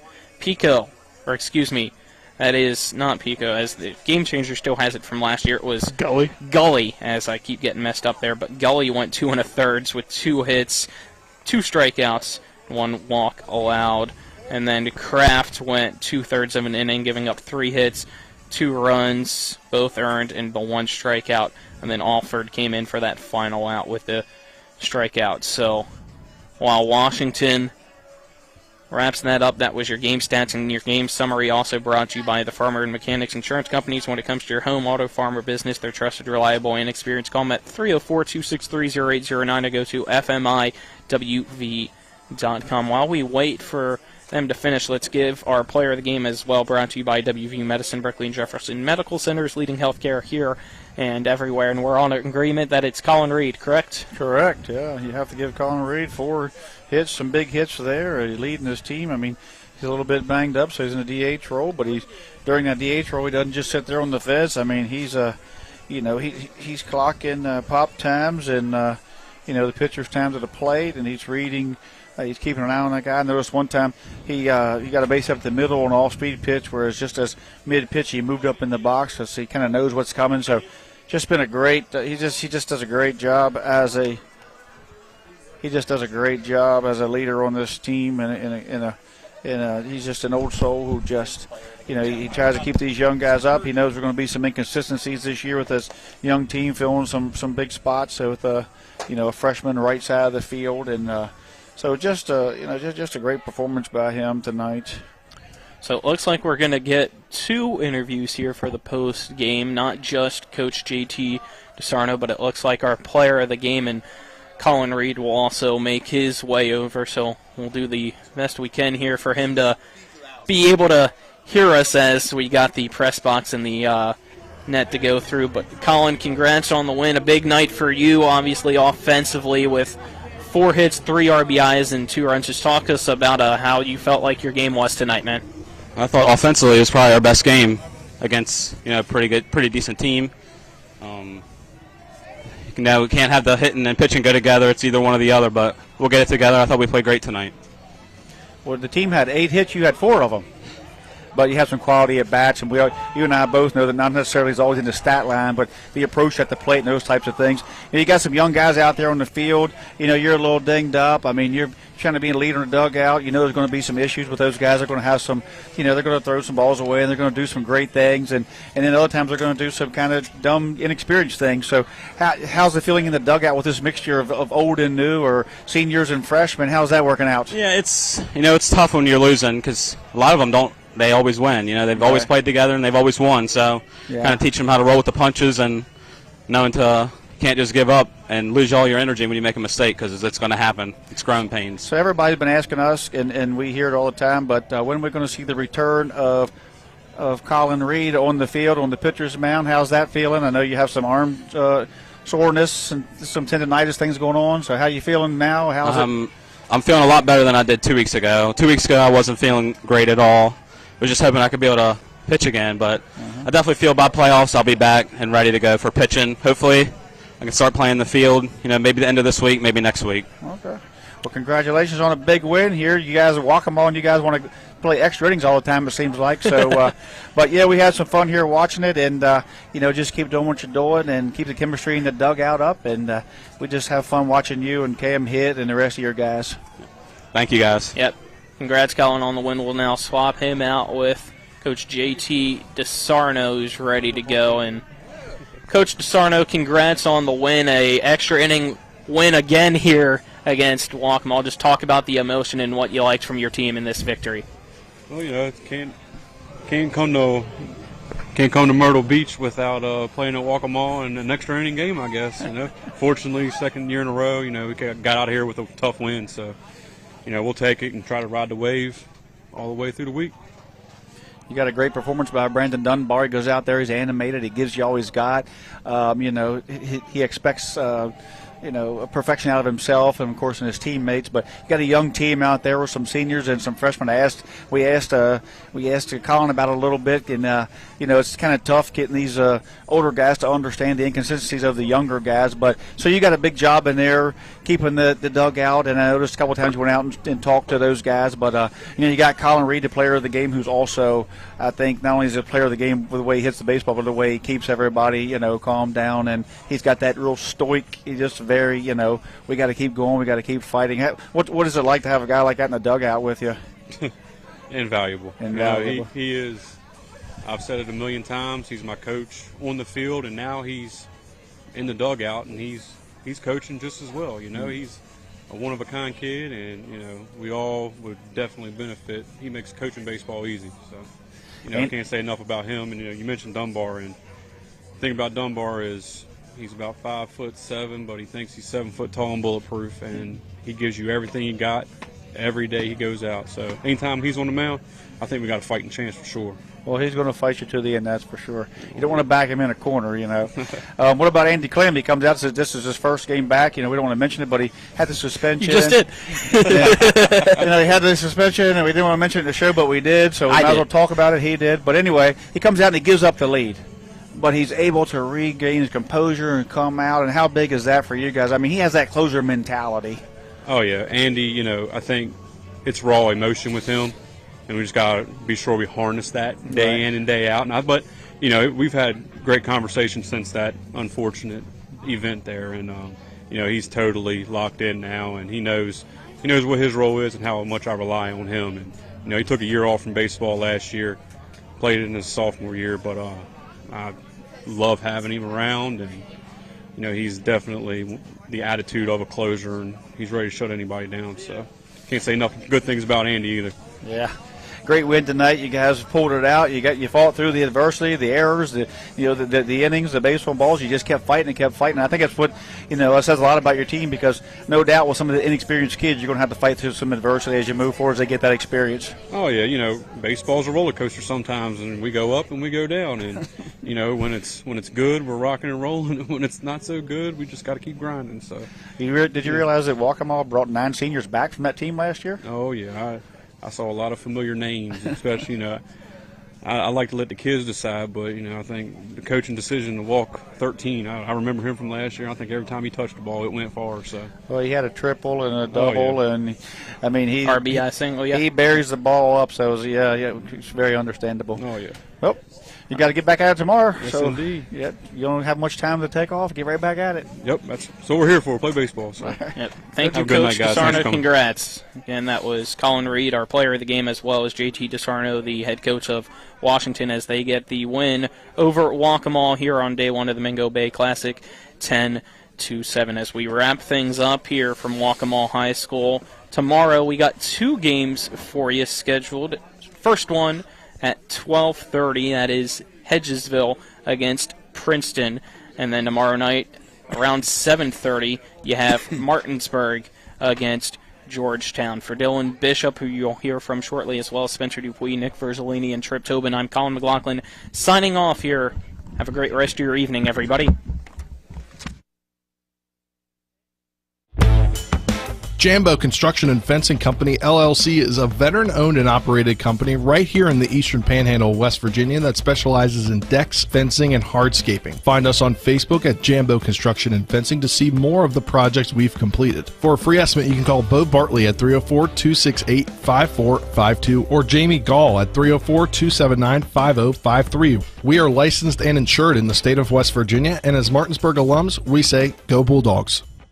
With 4 new car dealerships and 4 used car dealerships in 3 states, Parsons is the largest used car and fastest growing new car dealer in the tri-state area. Take Parsons Ford with huge savings on hundreds of new Fords, financing from 0%, Parsons' goal of financing for all, and Parsons' famous above-market trade-in allowances that help make Parsons #1 for used cars too. See why so many won't buy anywhere but Parsons Ford in Martinsburg. We became #1 by making you #1 first. Parsons.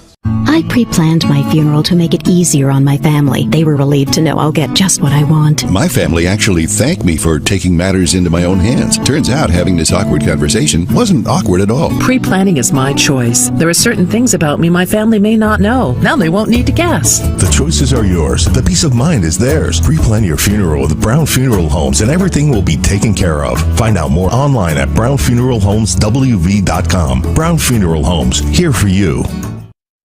You can play, work, and explore without joint pain. Whether it's a strain, sprain, or fracture, WVU Medicine, Orthopedics, and Sports Medicine can help you live without joint pain. Our expert team of surgeons offer the exceptional care you expect for the injuries you don't, specializing in joint replacement, sports and traumatic injuries, hip and knee disorders, foot and ankle surgery, hand and wrist surgery, and shoulder reconstruction. Call 304-725-BONE today to learn how you can live without joint pain.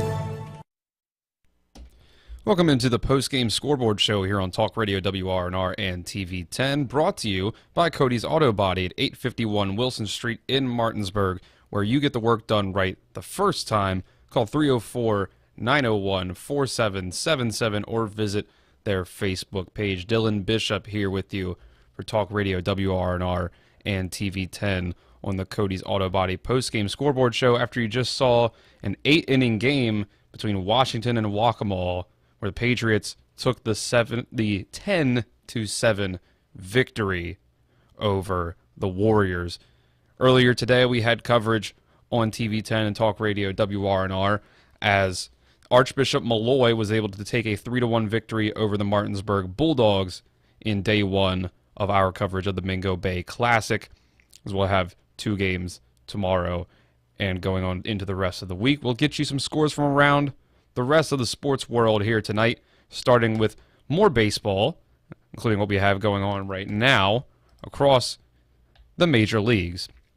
Currently in the bottom of the 7th, the Orioles and the Athletics are tied at 7 apiece. Bottom of the 9th in Pittsburgh, it's a tie game 4-4, runner on first base with 1 out for the Pirates.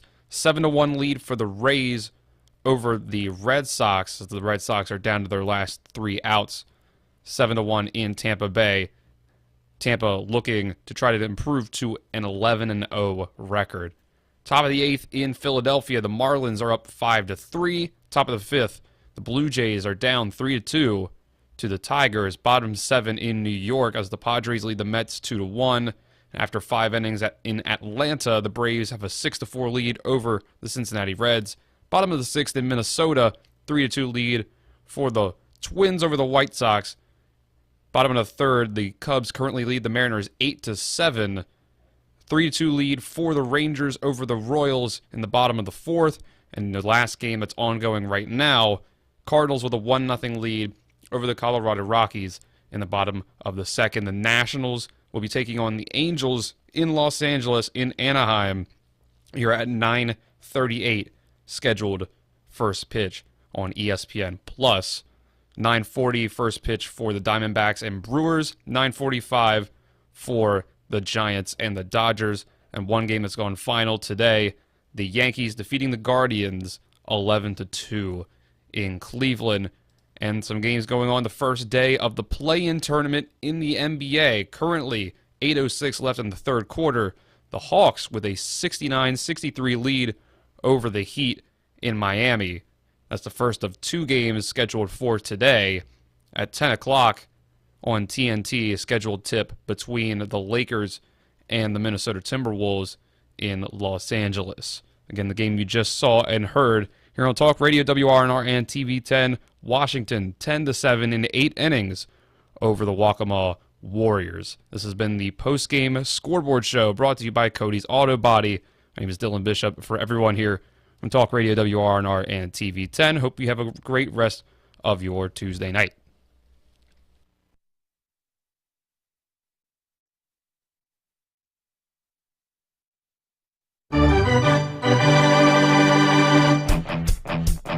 You've been listening to West Virginia High School Baseball. Today's game broadcast has been brought to you by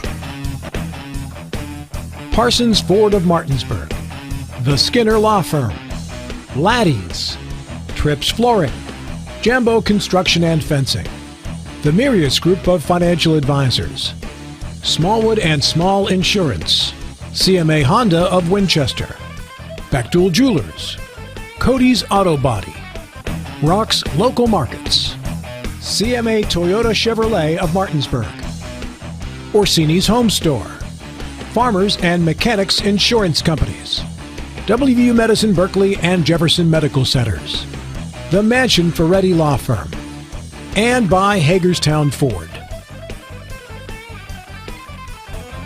For the continued excitement of high school, college, and Major League Baseball, keep it tuned to FM 106.5, AM 740, Comcast Cable Channel 10, and online talkradiowrnr.com. All rights reserved.